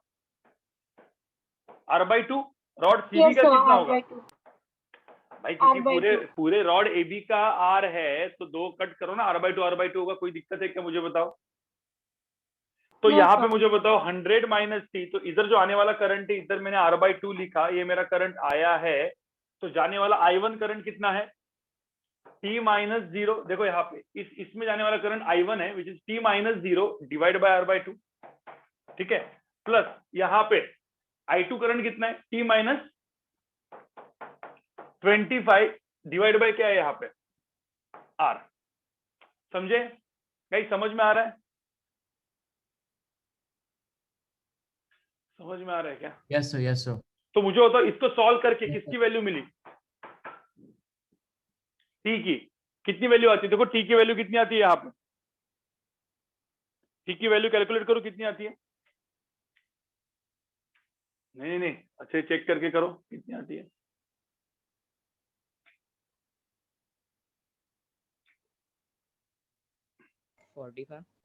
हाँ 45 डिग्री आ रही है सर, हाँ सर आपने वो के क्यों लिखा है वहां पर?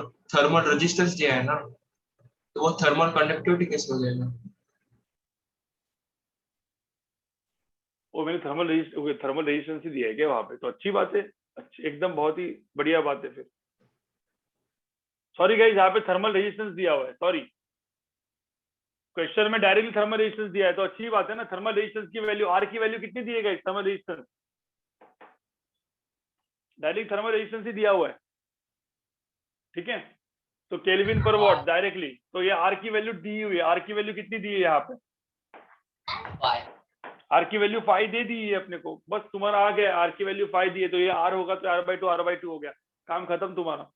अब मुझे होता टेम्परेचर 45 डिग्री आ गया, तो किसी ने बोला है find the heat current in CD, तो I2 की वैल्यू पूछी है, क्या I2 की वैल्यू बताओ क्या होगी इसमें? यहाँ पे I2 की वैल्यू कितनी होगी गाइस? I2 की वैल्यू कितनी होगी? T माइनस 25, ठीक है, अरे भाई I2 की वैल्यू कितनी होगी? T minus 25 divide by R, मतलब क्या 45 minus 25 divide by R। R की वैल्यू कितनी है? 5। आ गया ना आंसर? कितना है? 4 वॉट, राइट। तो आंसर कितना है यहाँ पे? 4 वॉट, ये मेरा आंसर है। कोई दिक्कत है क्या इसमें, बताओ मुझे guys. No, sir. No, sir. देखो ये क्वेश्चंस हो गए जेई मेन वगैरह टाइप के, मतलब जेई मेन के थोड़े से upper level, JEE advance type में थोड़े से और डिफिकल्ट क्वेश्चन आते हैं जहाँ पे इंटीग्रेशन की जरूरत पड़ती है, ठीक है गाइस। नीट वगैरह और इसमें इतने ही लेवल तक के क्वेश्चंस आते हैं। आपको दोनों क्वेश्चन से समझ में आया कि किस टाइप के क्वेश्चंस बनेंगे? यस अब यहाँ पे कैलकुलेशन इजी था, तो ऐसे वाले टाइप के कैलकुलेशंस आपको करने, एक बार करंट इलेक्ट्रिसिटी आप पढ़ लेते हो तो ये टाइप के क्वेश्चंस तो आप ऐसे यूं ही कर लोगे, एकदम चुटकी में कर लोगे, कुछ है ही नहीं इसमें, ठीक है।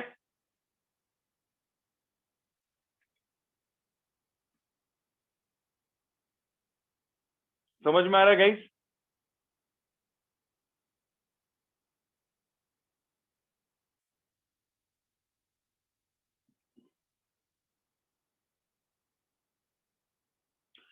ठीक है, अब एक काम करते हैं, सब लोग सुनो गाइस, अब सब लोग सुनो।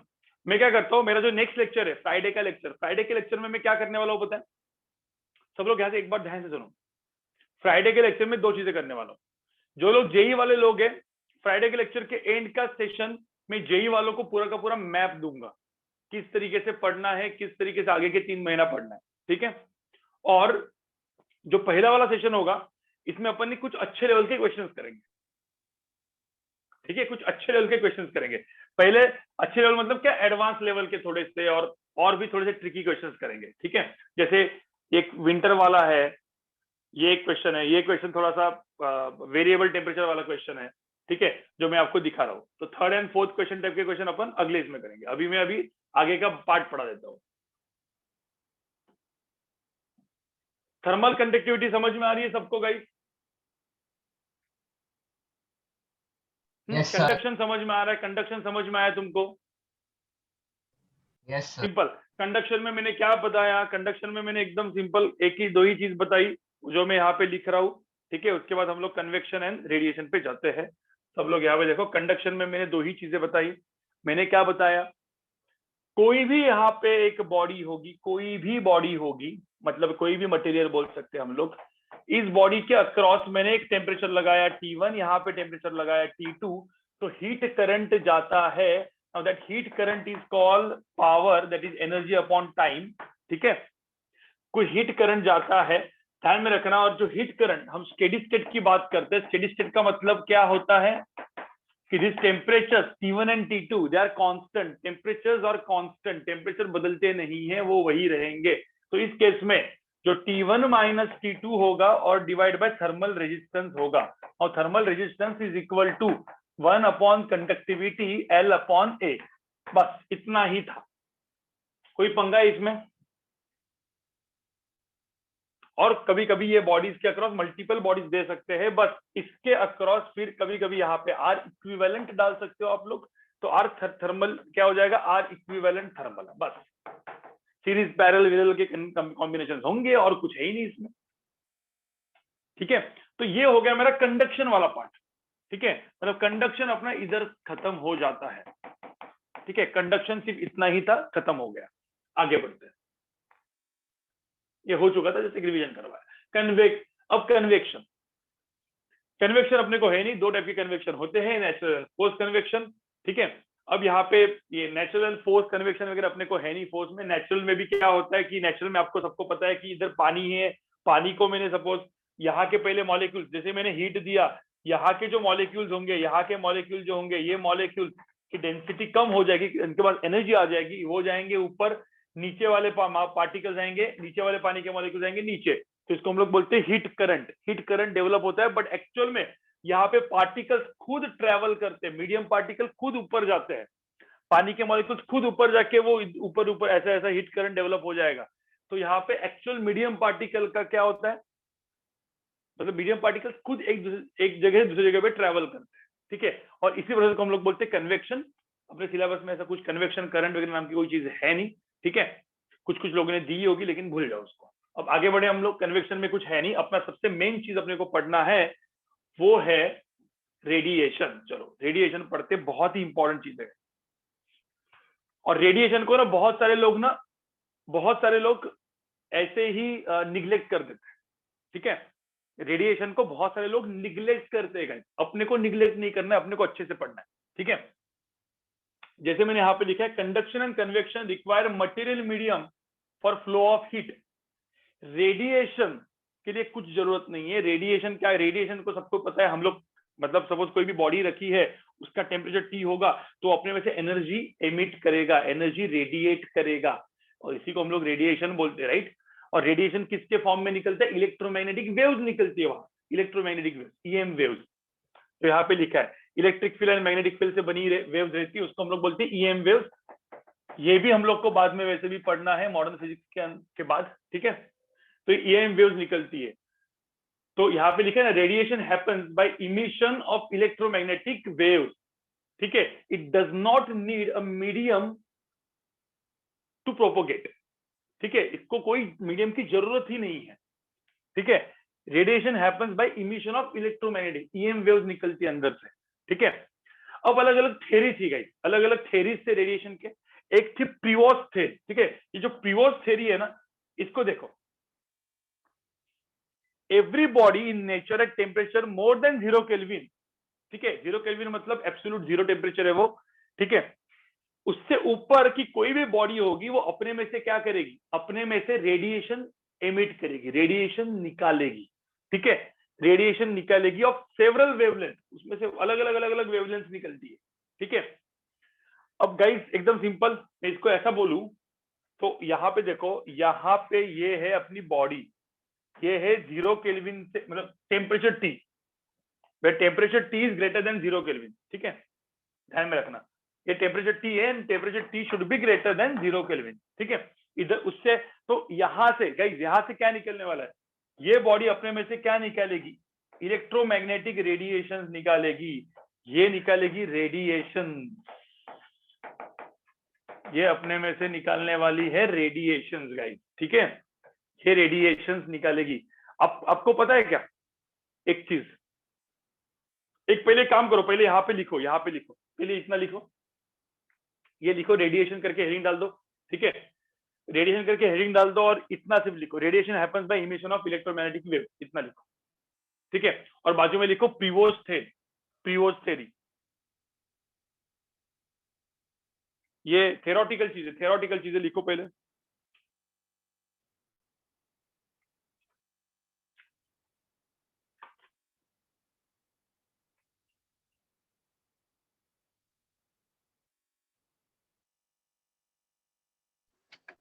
सर सर इन शॉर्ट अपन ऐसे बोल रहे हैं कि each and every body radiates energy, क्योंकि 0 kelvin is the minimum temperature, right?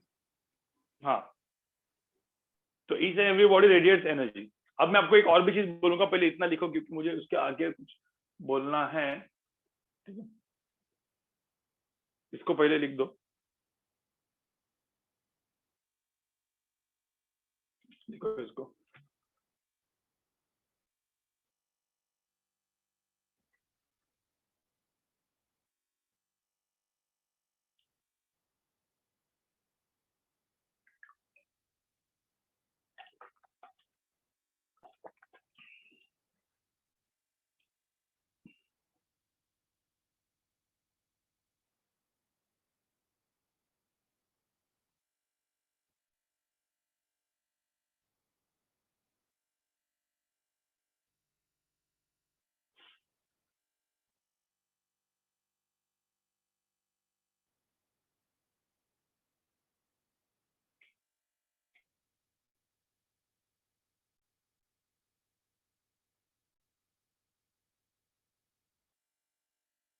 लिख के हो गया आपका रेडिएशन? पीओएच थ्योरी लिख के हो गया? 1 मिनट सर। सर 1 मिनट से। ये 1 मिनट।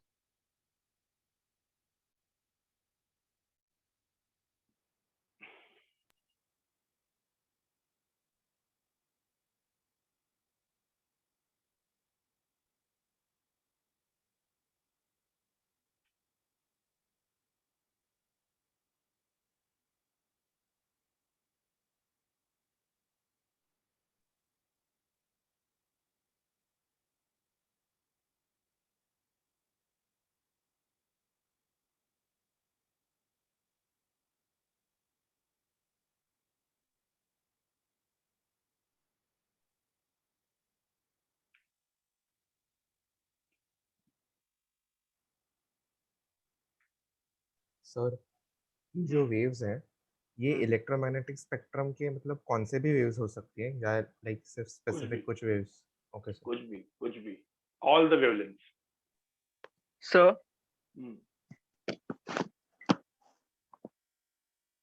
बोलो बोलो। सर हाँ सर ऐसे कैसे पॉसिबल है कि एक ही एनर्जी पोजेस करने वाला, यानी एक बॉडी है उसके पास में सर्टेन अमाउंट ऑफ एनर्जी है, वो अलग अलग टाइप के रेडिएशन कैसे एमिट करेगा? उसको तो एक ही पर्टिकुलर टाइप की रेडिएशन एमिट करना चाहिए ना सर? नहीं, सारे वेवलेंथ होते हैं उसमें, मतलब एक ही वेवलेंथ नहीं होती, उसको बोलते हैं मोनोक्रोमेटिक। मोनोक्रोमेटिक का मतलब होता है एक ही वेवलेंथ, एंड पॉलीक्रोमेटिक का मतलब होता है मल्टीपल वेवलेंथ। तो जो एमिट करता है उसमें सारे वेवलेंथ होते हैं।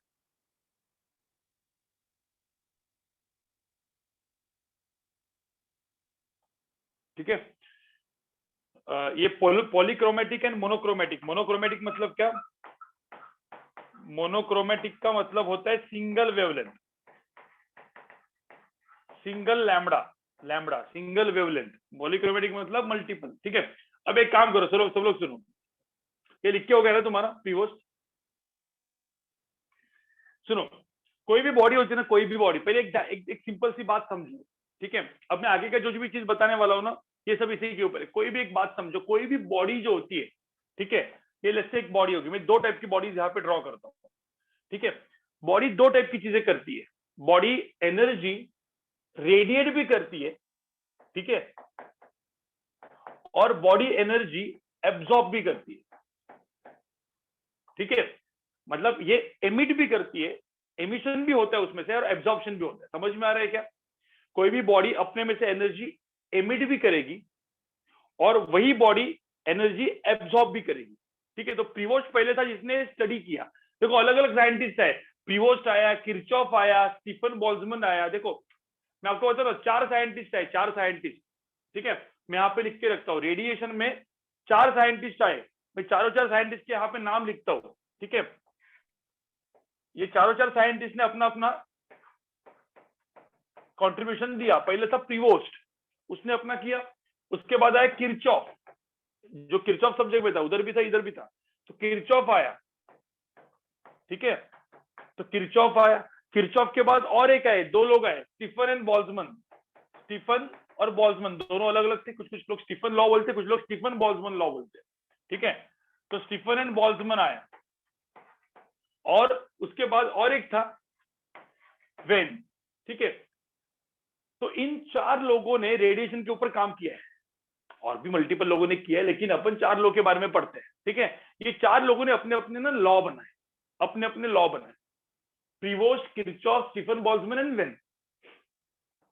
एक्चुअली 5 लोग हैं, लेकिन स्टीफन बोल्ट्जमैन, मैं लॉ के हिसाब से लिख रहा हूँ। तो प्रीवोस्ट एकदम स्टार्टिंग में, मतलब वो आया और उसने कुछ चीजें स्टडी करनी चालू की। तो उसने स्टडी क्या की, कोई भी बॉडी होती है जिसका टेम्परेचर 0 केल्विन से ऊपर है तो अपने में से एनर्जी एमिट करती है। ठीक है, फिर उसने कुछ और ऑब्जर्व किया। उसने क्या ऑब्जर्व किया, तुम एक सिंपल सी बात मुझे बताओ।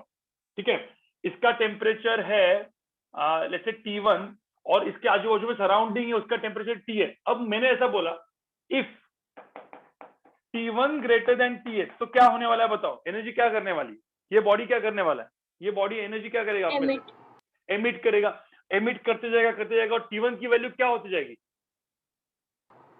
कम होती जाएगी। और कब तक होगा ये चीज, जब तक दोनों का टेम्परेचर क्या ना हो जाए, इक्वल हो जाएगा, इक्वल ना हो जाए। तो बेसिकली सिंपल सी बात है, यहाँ पे तो कोई कांटेक्ट नहीं है ना सराउंडिंग के साथ, जो एनर्जी जो इमिट कर रहा है, रेडिएट कर रहा है। तो हम लोग अभी कंडक्शन नहीं बोलेंगे, यहाँ पे रेडिएशन बोलेंगे। अब यहाँ पे पंगा क्या पता है, यहाँ पे जो बॉडी है ना, देखो ये जो बॉडी जो एनर्जी एमिट करेगी, देखो उसने सिर्फ थ्योरेटिकली चीजें कुछ बोली थी, उसने कोई इक्वेशन नहीं लिखा। उसने क्या बोला, जो एनर्जी, देखो यहाँ पे जो एनर्जी यहाँ पे रेडिएट करेगा, it is proportional to temperature T। ठीक है, एरिया की भी टेम्परेचर, एरिया के भी डिपेंड करता है, टेम्परेचर के भी डिपेंड करता है। तो यहाँ पे एक एनर्जी ना रेडिएट कर रहा है, देखिए ऐसे एनर्जी रेडिएट कर रहा है, ये एनर्जी ऐसे रेडिएट कर रहा है। ठीक है, और एट द सेम टाइम कोई भी बॉडी एनर्जी रेडिएट भी करती है और एब्जॉर्ब भी करती है।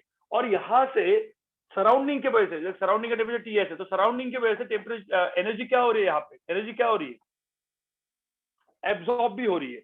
अब मुझे बताओ, एनर्जी रेडिएट, जो रेडिएशन जो एनर्जी है, it is greater then energy what, absorb. इस केस में तो एनर्जी सपोज रेडिएट ज्यादा कर रहा है और एनर्जी एब्जॉर्ब कम कर रहा है, तो मुझे होता है टेम्परेचर क्या होगा, टेम्परेचर विल डिक्रीज। यहाँ पे टेम्परेचर जो होगा उसका, temperature of the body will decrease. समझ में आ रहा है क्या, temperature of the body decreases, ऐसा उसमें थ्योरेटिकली बताया। सिमिलरली उल्टा एक केस लेते हैं जिसमें ये टेम्परेचर T1 है, ये टेम्परेचर Ts है, और मैं ऐसा लिखता हूँ यहाँ पे, if Ts is greater then T1, तो मुझे बताओ यहाँ पे क्या होने वाला है, बताओ। जो एनर्जी एब्जॉर्ब करने वाला है सराउंडिंग से, ये एनर्जी एब्जॉर्ब हो रही है, और कुछ एनर्जी यहाँ से एमिट हो रही है या रेडिएट हो रही है। तो यहाँ पे क्या होगा, एनर्जी एब्जॉर्ब, जो एनर्जी जो एब्जॉर्ब करने वाला है इज ग्रेटर देन एनर्जी क्या, रेडिएट, बराबर ना। जो वो रेडिएट करेगा उससे एनर्जी एब्जॉर्ब वाली ज्यादा थी, तो क्या होने लगा गाइस, टेम्परेचर क्या होने लगा यहाँ पे temperature increases, temperature of the body I am talking about. ठीक है, यहाँ पे T1 इंक्रीजेस, यहाँ पे टेम्परेचर T1 डिक्रीजेस। समझ में आ रहा है गाइस, समझ में आ रहा है क्या। तो ये तो प्रियोश ने क्या किया, एकदम थ्योरेटिकली बताया। देखो थ्योरेटिकली बताया, उसको अपन डेप्थ में पढ़ने वाले, टेंशन मत, उसको डेप्थ में और पढ़ने वाले। लेकिन प्रियोश ने इसको क्या किया, एक थ्योरेटिकली कुछ चीजें ऐसे बता दी। ठीक है, प्रियोश ने थ्योरेटिकली चीजें बता दी, ऐसा कुछ होता है। ठीक है, चलो अभी देखते किरचॉफ ने क्या बताया। इसको भी ड्रॉ करके रखो, प्रियोश ने तो ये बता दिया, चला गया भाई। किरचॉफ आया, किरचॉफ ने कुछ चीजें बताई। वो क्या बताई बताता हूं मैं आपको, पहले लिखो सब कुछ।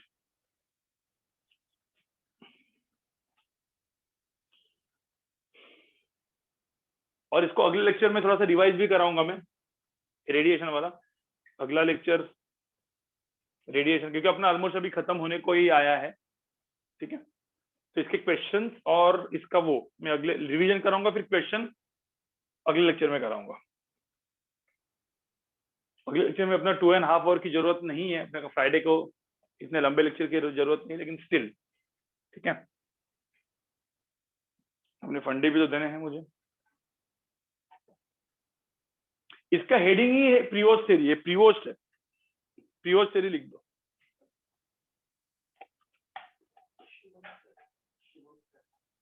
हाँ, और शिवम सर के डाउट्स देखो, शिवम सर जो पिछले हफ्ते नहीं बैठे थे वो हर हफ्ते बैठेंगे, हर रोज बैठेंगे, तो शिवम सर अभी भी बैठ रहे हैं, ठीक है। डाउट तो जिनको भी डाउट है 9 बजे के बाद आ जाना, वो गिवन लिंक पे। So class till 8:30 or 9? Classes till 8:30।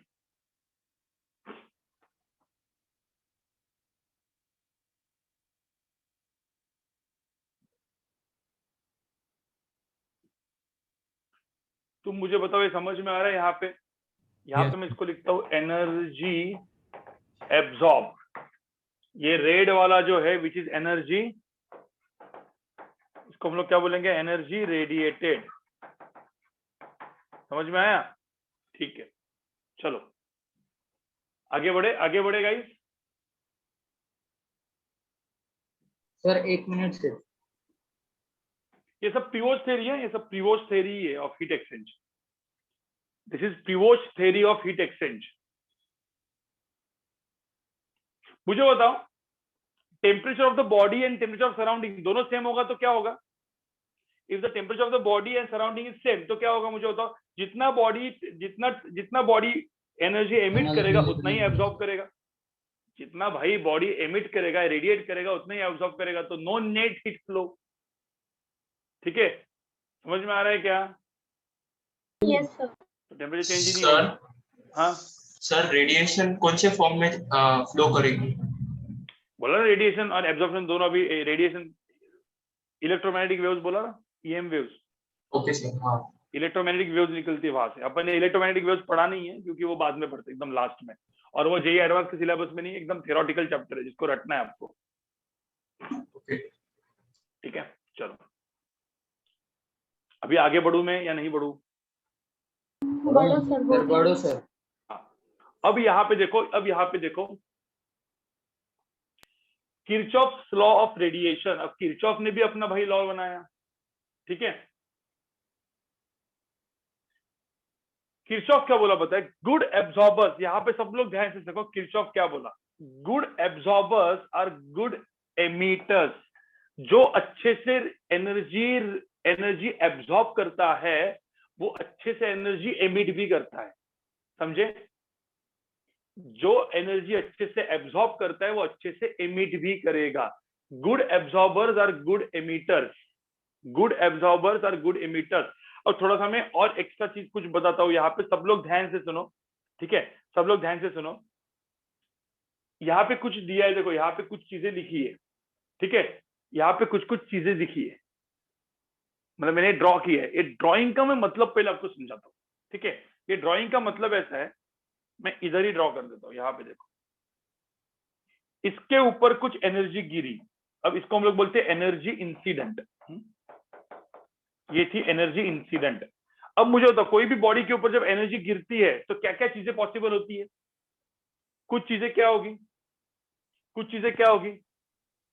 जो एनर्जी गिरी तो एनर्जी रिफ्लेक्ट हो जाएगी। एनर्जी क्या हो जाएगी? यहाँ से रिफ्लेक्ट हो जाएगी। समझ में आ रहा है भाई? कुछ एनर्जी गिरी, रिफ्लेक्ट हो गई, मतलब कोई वेव, लाइट वेव गिर गया, रिफ्लेक्ट हो गया। ईएम वेव गिरे, रिफ्लेक्ट हो गए, ठीक है? कुछ एनर्जी क्या हो जाएगी? एनर्जी क्या हो जाएगी? एब्जॉर्ब हो जाएगी। एब्जॉर्ब, कुछ रिफ्लेक्ट होगी, कुछ एब्जॉर्ब होगी। और कुछ एनर्जी क्या होगी? ट्रांसमिट होके निकल जाएगी। समझ में आ रहा है क्या? नहीं समझ में आ रहा है? तो जब एनर्जी इंसिडेंट हुआ तो क्या क्या हुआ? एनर्जी इंसिडेंट इक्वल टू क्या? एनर्जी रिफ्लेक्टेड, जो जितनी गिरी, reflected plus absorb plus transmitted, ठीक है? ऐसी चीज हो गया। समझे? ये इन जनरल बोला मैंने। अब मैं आपको बताता हूँ व्हाट आर गुड ऑब्जॉर्बर्स और गुड एमिटर्स। ये किरचॉफ ने क्यों बोला, क्या बोला, कैसे बोला, और यहाँ पे 2 टर्म्स में अभी आपको डिफाइन करने वाला हूँ, ठीक है? आप सिर्फ ऐसा लिख लो, पहले आप एक हेडिंग डाल दो, किरचॉफ्स लॉ ऑफ रेडिएशन। पहले हेडिंग डाल दो किरचॉफ्स लॉ ऑफ रेडिएशन, और उसके नीचे लिख दो गुड एब्जॉर्बर्स और good emitters. Kirchhoff's law of radiation के नीचे लिखो गुड एब्जॉर्बर्स और गुड इमिटर्स। ठीक है, ये लिखो।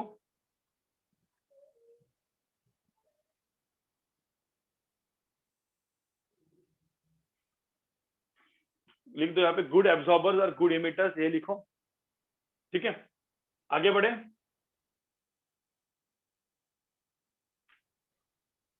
अब मैं यहाँ पे कुछ चीजें डिफाइन करता हूँ गाइस, कुछ चीजें डिफाइन करता हूँ। सब लोग यहाँ पे देखो, कुछ चीजें डिफाइन कर रहा हूं मैं। दो टर्म्स को मैं डिफाइन कर रहा हूं, मैं दो टर्म्स को डिफाइन कर रहा हूं यहाँ पे। मैं यहाँ पे दो टर्म्स को डिफाइन कर रहा हूं। ठीक है, ये दो टर्म्स देख लेना।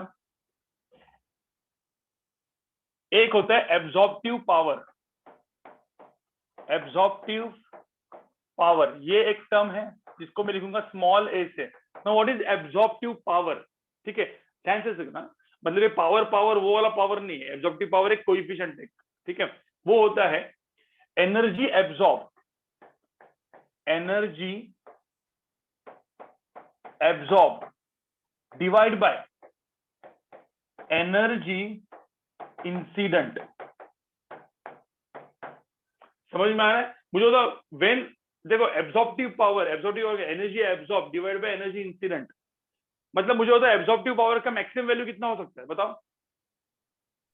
अरे भाई जितनी एनर्जी इंसिडेंट हुई सारी की सारी एब्जॉर्ब हो गई, सारी की सारी एब्जॉर्ब हो गई, तो एब्जॉर्प्टिव पावर कितना हो गया? 1 हो गया। तो A इज इक्वल टू 1 का मतलब क्या? सारी की सारी एनर्जी एब्जॉर्ब कर दी। ठीक है, एक दूसरा टर्म आएगा इमिसिविटी। क्या बोलेंगे इसको? इमिसिविटी। उसको हम लोग बोलेंगे ई से। What is emissivity? इमिसिविटी का मतलब होता है, नहीं, इमिसिविटी का मतलब होता है, ठीक है, यहां पे देखो एनर्जी रेडिएटेड या emitted by any body divide by energy radiated by black body. अब यहाँ पे ब्लैक बॉडी क्या है ना, वो आपको बताऊंगा। What is black body? ठीक है, तो पहले तो मुझे बताओ ये दो चीजें समझ में आ रही है क्या तुमको? Yes sir. मतलब डेफिनेशन वाइज तो समझ Yes, में आई sir. क्या? अब क्या बोला? अब basically Kirchhoff law of radiation क्या है पता है? A is equal to E, good absorbers और गुड इमिटर्स। समझ में आ रहा है भाई? A is equal to E किसने बोला? किरचॉफ ने बोला भाई, गुड एब्जॉर्बर्स और गुड इमिटर्स। जो बॉडी अच्छे से एनर्जी एब्जॉर्ब करेगी वो उतना ही रेडिएट भी करेगी। समझे? समझे? अब ये ब्लैक बॉडी क्या है वो बताऊंगा, पहले इतना समझ में आया क्या? इसका मतलब ही क्या होता है? गुड, जो यहाँ पे लिखा ना भाई, गुड एब्जॉर्बर्स और गुड इमिटर्स, गुड एब्जॉर्बर्स और गुड एमिटर्स। देखो थोड़ा थेरोटिकल चीजें हैं, सारी थेरोटिकल चीजें, लेकिन बहुत इंपॉर्टेंट है। सारी थेरोटिकल कुछ चीजें हैं, थोड़ी सी याद रखनी पड़ेगी, लेकिन बहुत ही इंपॉर्टेंट है क्योंकि लोग इसको निग्लेक्ट कर देते हैं। तो इसलिए मैं अगले लेक्चर में उसका रिवीजन देने वाला हूँ आपको। ठीक है, रिवीजन देने वाला हूँ इस चीज का। ठीक है, चलो ये एक बार लिखो, लास्ट स्लाइड, ये वाला भी एक बार लिख दो। Kirchhoff law of radiation, good absorbers और गुड इमिटर्स, एनर्जी इंसिडेंट हुआ, एब्जॉर्ब हुआ, ट्रांसमिट हुआ, रिफ्लेक्ट हुआ, ये सब लिखा आपने। ठीक है, और लिखो किरचॉफ लॉ ऑफ रेडिएशन। तो नेक्स्ट स्लाइड दिखाओ ना। नेक्स्ट स्लाइड देखो, यहाँ पे ये लिखो, इसको भी लिखो। एब्जॉर्प्टिव पावर लिखो, energy absorb divide by energy incident. Emissivity लिखो, energy radiated by any body और emitted by any body. Radiated मतलब emitted, energy emitted by any body और energy radiated by any body.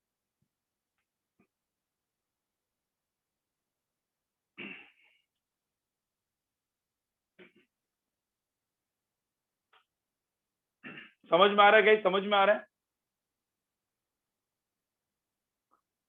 मतलब इसमें समझने लायक तो कुछ है नहीं, सिर्फ सुनने लायक ही है सब कुछ।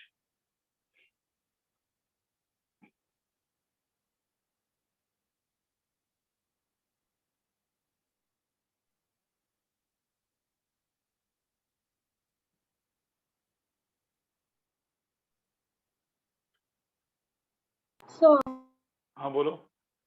so if energy is emitted by any body, then that energy will be radiated by the black body, right? नहीं तो पहले इतना लिख, बाद में बता. Like it will be opposite. मतलब अगर like numerator में any emitted आएगा तो denominator में radiated आएगा और अरे radiate का emitted ही है, emitted का मतलब ही radiated होता है. ओ ओके ओके ओके. emitted मतलब radiated. एनर्जी रेडिएट करना मतलब एमिट करना. ठीक है, वो मैं एक दूसरा मीनिंग लिखा है उसका. Okay sir.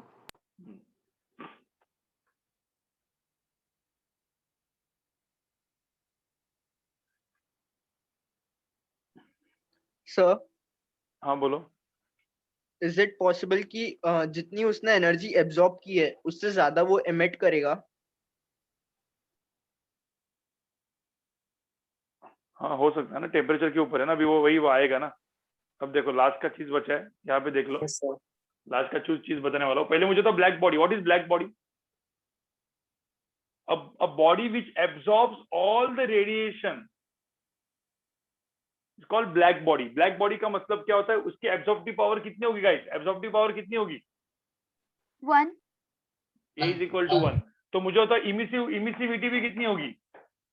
1. तो ब्लैक बॉडी क्या करती है? एनर्जी एब्जॉर्ब भी करती है और उतने अच्छे से एमिट भी करती है, मतलब रेडिएट भी करती है. ठीक है, यहाँ पे देखो, यहाँ पे एक चीज दिया है.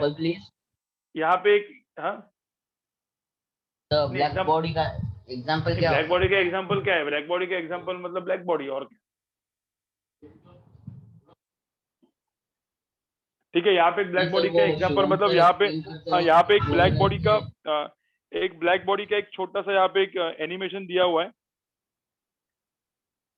ठीक है, एनिमेशन दिया हुआ है. सर सर केमिस्ट्री में भी ब्लैक बॉडी रेडिएशन होता है, वो एग्जिस्ट नहीं करती. Is it the same? वही सर शिवम सर बोल रहे थे कि जो ब्लैक बॉडी मतलब not all black bodies are like this one. वो कुछ एक शेड बताया था उन्हें ब्लैक का. वो कोई भी कंप्लीटली ब्लैक बॉडी नहीं होती, क्योंकि हर एक एनर्जी पूरी की पूरी एब्जॉर्ब नहीं करता. लेकिन यहाँ पे एक आइडियल ब्लैक बॉडी, यहाँ पे देखो ना, यहाँ से गिरा राइट, और ये पूरा का पूरा इसको लाइट को ना, मतलब ये रेडिएशन को पूरा ट्रैप कर दिया मल्टीपल रिफ्लेक्शन से. समझे क्या? तो ये जो एक दिखा है, ये एक ब्लैक बॉडी की तरह बिहेव करता है. ठीक है,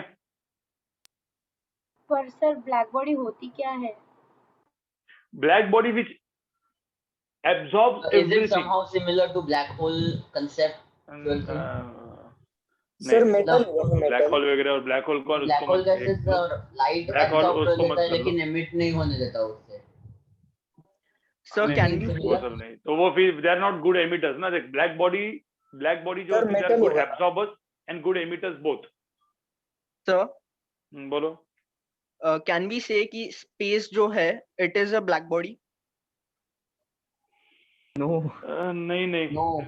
देखो अभी इसमें सब मत जाओ. पहले तो मुझे तो नॉर्मली तुमको समझ में क्या है. देख एक्चुअली कोई भी आइडियल ब्लैक बॉडी होती नहीं है. ठीक है, कोई भी आइडियल ब्लैक बॉडी नहीं होती. कोई ऐसा मटेरियल बना नहीं है कि जो कंप्लीटली वो बिहेव करेगा ब्लैक बॉडी की तरह. ठीक है, अब यहाँ पे एक्चुअली मैंने बता दिया इमिसिविटी और एब्सॉर्प्टिविटी, ये ऑलरेडी मैंने वहां पे बता दिया है. ठीक है गाइस, अब क्या है ना, स्टीफन बोल्ट्जमैन आया और उसने अपना लॉ बनाया. देखो अब तक मुझे बताओ, किसी ने भी, किरचॉफ ने, प्रीवोस्ट ने, किसी ने भी कुछ इक्वेशन लिखा था क्या? No sir. अभी तक किसी ने इक्वेशन नहीं लिखा था. किसी ने कुछ इक्वेशन नहीं लिखा था. स्टीफन बोल्ट्जमैन ने इक्वेशन लिखा, और फिर न्यूटन भी है इसमें, वो बाद में बताएंगे. मैं अगले लेक्चर में एकदम लास्ट का 5-10 मिनट का बचा हुआ है, और ये वापस सब कुछ बताऊंगा मैं.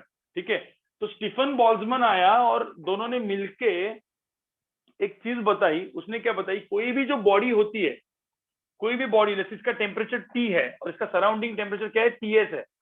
तो जैसे मैंने क्या बोला, बॉडी क्या करती है? एनर्जी एमिट भी करती है, राइट? और एनर्जी क्या करती है? एब्जॉर्ब भी करती है. जैसे इसका surface area, A is surface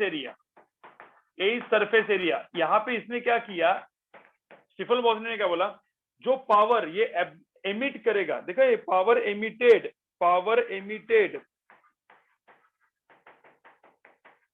ठीक है, इज इक्वल टू, उसने ये इसको बोलते Stefan constant, power emitted depends upon area and temperature to the power 4। समझे क्या फॉर्मूला बनाया इसने? Area of the body and temperature to the power क्या 4। और सिंपल सी बात है एनर्जी एमिटेड, तो ध्यान में रखना ये जो एनर्जी इमिट किया ब्लैक बॉडी ने, ठीक है। तो यहाँ पे अपन ने एक और भी यहाँ पे डालेंगे, यहाँ पे एमिसिविटी ई भी आएगा, ई को हम लोग क्या बोलेंगे एमिसिविटी। तो मुझे बताओ, किसी ने बोला ब्लैक बॉडी कितना पावर एमिट करेगा, बताओ ब्लैक बॉडी कितना करेगा। ई की वैल्यू यहाँ पे क्या डालेंगे, ई की वैल्यू क्या डालेंगे फॉर ब्लैक बॉडी, ई की वैल्यू यहाँ पे क्या डालेंगे 1 डालेंगे बस। अब ये पावर एमिटेड हो गया, तो मुझे तो पावर एब्सॉर्ब कितना हुआ, देखिए ये पावर एमिट किया, ठीक है। अब power emitted temperature T to the power 4 के ऊपर डिपेंड है। अब किसी ने बोला पावर एब्सॉर्ब, अब मैं यहाँ पे एक लिखता हूँ पावर एब्सॉर्ब, ग्रीन में लिखता हूं मैं, ये TS है। तो मुझे होता पावर एब्सॉर्ब भी करेगा ना। अब एब्सॉर्ब कौन करेगा, मतलब कौन, जो पावर जो एब्सॉर्ब हुई इस बॉडी ने, जो पावर एब्सॉर्ब की, जो एनर्जी एब्सॉर्ब की यहाँ पे, एनर्जी पर यूनिट टाइम, वो होगा एब्सॉर्प्टिविटी सिग्मा ए। लेकिन यहाँ पे टेम्परेचर क्या होगा TH टू द पावर 4। समझे गाइस, मैंने क्या बोला, हर एक बॉडी एनर्जी एमिट भी करता है, एब्सॉर्ब भी करता है। प्रियोश ने बताया था, सिर्फ बताया था, इसने न्यूमेरिकली बताया, था। अब मुझे बताओ if T is greater then TS, देखो इफ, अब केसेस होगा, case if T greater than TS, तो मुझे बताओ नेट एनर्जी क्या होगी, net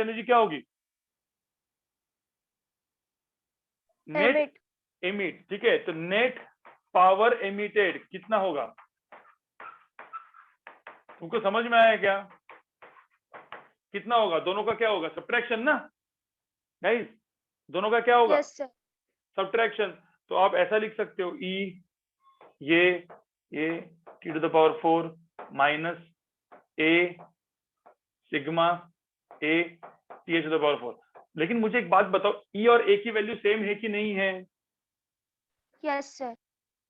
E is equal to A है, तो यहाँ पे कॉमन निकालो, आप लिख सकते हो। समझ में आ रहा है? E और A की वैल्यू सेम हो सकती है, E वही रखो, ठीक है।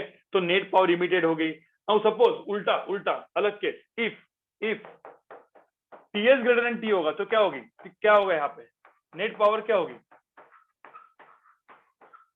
एब्सॉर्ब होगी। और कितना होगा एब्सॉर्ब वाला, ये वाला पावर ज्यादा होगा, तो अपन क्या लिखेंगे, ये TH to the power 4 minus क्या। समझ में आ रहा है कि नहीं आ रहा है समझ में, बताओ मुझे। यस सर, समझा। तो स्टीफन बोल्ट्जमैन मतलब एक एक करके चालू किया। प्रियोश ने सिर्फ कंसेप्चुअली बताया, किरचॉफ ने गुड एब्जॉर्बर्स गुड इमिटर्स बताया, तो A is equal to E derive किया। स्टीफन बोल्ट्जमैन ने पूरा इक्वेशन ही लिख दिया, ठीक है। अब मुझे बता, इस सब की वजह से इसका टेम्परेचर क्या होते जाएगा गाइस, कम होते जाएगा या बढ़ते जाएगा, राइट। टेम्परेचर आइदर कम हो गया बढ़ेगा, कब तक, जब तक थर्मल इक्विलिब्रियम ना हो जाए, राइट। Yes sir. तो उसको थोड़ा सा सिंप्लीफाई करके न्यूटन ने कुछ और एक्सप्रेशन लिखा, जो मैं अगले लेक्चर में बताऊंगा। मतलब लास्ट का 10 मिनट बचा हुआ है, लेकिन 10 मिनट में कंप्लीट नहीं करूंगा, क्योंकि ये पूरा का पूरा चीज मैं वैसे के वैसे अगले लेक्चर में आधे घंटे में रिवीजन कराऊंगा, ठीक है गाइस। इतना ही करके आज लेक्चर को खत्म कर देते हैं। सर शाइनी बॉडी का रेडिएशन पे इफेक्ट क्या होता है? नहीं, वो डिपेंड करता है ना। देख, जो शाइनी बॉडीज होती है, देख अभी वो अलग अलग टाइप के मटेरियल की मैं बॉडीज बताऊंगा, जो तुम लोग सोचते हो वैसा नहीं होता। तुम लोग बोलेंगे सर शाइनी बॉडीज तो कुछ एब्जॉर्ब ही नहीं करेगा, सबको पूरा का पूरा चीज रिफ्लेक्ट कर देगा। उसके बारे में जो कंफ्यूजन है वो आपको मैं अगले लेक्चर में बताऊंगा, एक बार रिवीजन करने के बाद, ठीक है। और थोड़ा सा आपको मैं फील दूंगा कंडक्शन का और रेडिएशन का, ठीक है। हाँ बोलो sir. A equals to E जो है that will only be applicable on good conductors, right? नहीं, for everyone, only then they will be for good all the bodies, absorbers. all bodies. Okay sir, even insulators? सबके लिए, सब bodies के लिए। Yeah sir, okay. So हाँ बोलो। what was sigma here? Sir, हाँ sigma, what is sigma here? हाँ, अरे सिग्मा बताया नहीं मैंने. This sigma is called, guys, this is called Stefan-Boltzmann constant. Stefan-Boltzmann constant. ठीक है. And value of sigma, value of this is 5.67 into 10 to the power minus 8. ऐसा unit में एकदम इजी है, देखना. ठीक है. Watt Kelvin to the power 4, simple. क्योंकि ये पावर है ना, पावर वाली चीज Or है. is it watt per Kelvin to the power 4 ki watt Kelvin power? Watt per Kelvin to the power 4 and metre square. Sorry, metre square भी तो होगा, एरिया भी तो है ना. Where A is called surface area. ठीक है. तो ध्यान में रखना, मतलब जितना ज्यादा सरफेस एरिया उतना वो ज्यादा एमिट करेगा एनर्जी, जितना ज्यादा टेम्परेचर उतना ज्यादा एमिट करेगा या रेडिएट करेगा एनर्जी. ठीक है. तो ये सबको थोड़ा सा फिल में बाद में दूंगा. पहले आपको एक जस्ट मैंने मैथमेटिकली हर एक चीज लिख के दी है. ठीक है. आपको एटलीस्ट नाम तो याद हो गए. रेडिएशन में कौन से नाम दिमाग में जनरली आपको रखने हैं. ठीक है. प्रीवोस्ट रखना है, किरचॉफ रखना है, स्टीफन बोल्ट्जमैन रखना है, उसके बाद आएगा वेन्स, उसके बाद आएगा न्यूटन लॉ. ठीक है. तो न्यूटन, ऐसे 5 लॉज आपको दिमाग में रखने हैं. इससे ही अपना हीट ट्रांसफर, रेडिएशन खत्म हो जाता है. ठीक है. सर कंडक्शन में एक डाउट था. बोलो सर. वो ब्रांचिंग वाला सम में थोड़ा वो दिखाओ ना. ओके, पहले लिख के हो गया. हाँ सर. Yes sir. बाकी लोग का गाइस, बाकी लोग का हो गया. लिख के. Yes sir. One with sir.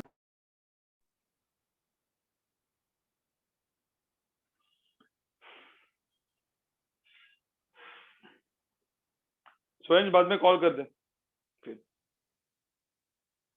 Done sir. Sir class के बाद. Done sir. अभी इसके बाद हो गया ना क्लास. चलो bye guys. Bye sir. Bye, thank you sir. Thank you sir. Bye sir. Bye sir. Thank you sir. Bye guys. Sir. हाँ बोलो. सर एक डाउट था. हाँ बोलो, क्या डाउट है भाई. सर मुझको ये समझ में नहीं आ रहा कि रेडिएशन के केस में बॉडी एब्जॉर्ब और एमिट दोनों एक साथ कैसे कर रही है, यानी मैटर ऐसे क्यों बिहेव कर रहा है. ठीक है, अगले लेक्चर में करेंगे फ्राइडे को. फ्राइडे को थोड़ा सा फील करवाऊंगा मैं आपको. ठीक है. Okay sir. फ्राइडे को थोड़ा सा फील करवाऊंगा कि क्या होता है एग्जैक्टली, मतलब किस तरीके से आपको सोचना है. ठीक है. Okay sir. Thank you sir. Bye sir. Bye sir. Sir even हमको इसका डेरिवेशन नहीं है, लाइक व्हाट्स द हिंट कि t to the power 4 use होता है. वो स्टीफन को पूछो जाके. सर अरे निकाला है ना उसने डिराइव किया है, इसे तो साइंटिस्ट है ना. Yes sir. ठीक है सर. हाँ मैंने आपको पूछा था ना सर कि वो ऑसिलेशन की वजह से कैसे होता है, आप बता सकते हो सर. हाँ, तो तुम वो फील कर रहे हो ना थोड़ा सा. हाँ सर, मतलब कोलिजन वाला समझा, बट ऑसिलेशन वाला सर. अच्छा, मुझे एनर्जी लॉस करता रहेगा ना आफ्टर ईच कोलिजन. तो ये ऑसिलेशन ऐसे करता रहेगा, फिर उसको दूसरे को टकराएगा, वो ऑसिलेट करेगा, तीसरे को टकराएगा, वो ऑसिलेट करेगा, ऐसे करके एनर्जी ट्रांसफर होगी. ठीक है. लाइक अपना साउंड वेव में क्या होता है वैसे ही. ठीक है सर. मुझे लग रहा था कि कोलिजन की वजह से अलग होता है और ऑसिलेशन की वजह से अलग होता है. समझा सर अभी. ठीक है, चलो बाय बाय कर लो. Sir bye sir. सर वो जो हमारा जो फर्स्ट क्वेश्चन था, जो 2 पाइप्स लगाए थे और T1 और T2 था, तो उसमें मुझे क्या पूछना था, मतलब कि अगर हम अलग अलग डायरेक्शन से हम हीट प्रोवाइड करेंगे देन. नहीं, अलग डायरेक्शन से नहीं करनी है, वो भी रेजिस्टेंस चेंज हो जाता है. अपने को उसी एंड से करनी है. ठीक है. Okay right. Okay bye sir. Thank you sir. चलो bye guys. Bye sir. Bye sir. Thank you sir. Bye sir. Thank you sir. Bye guys.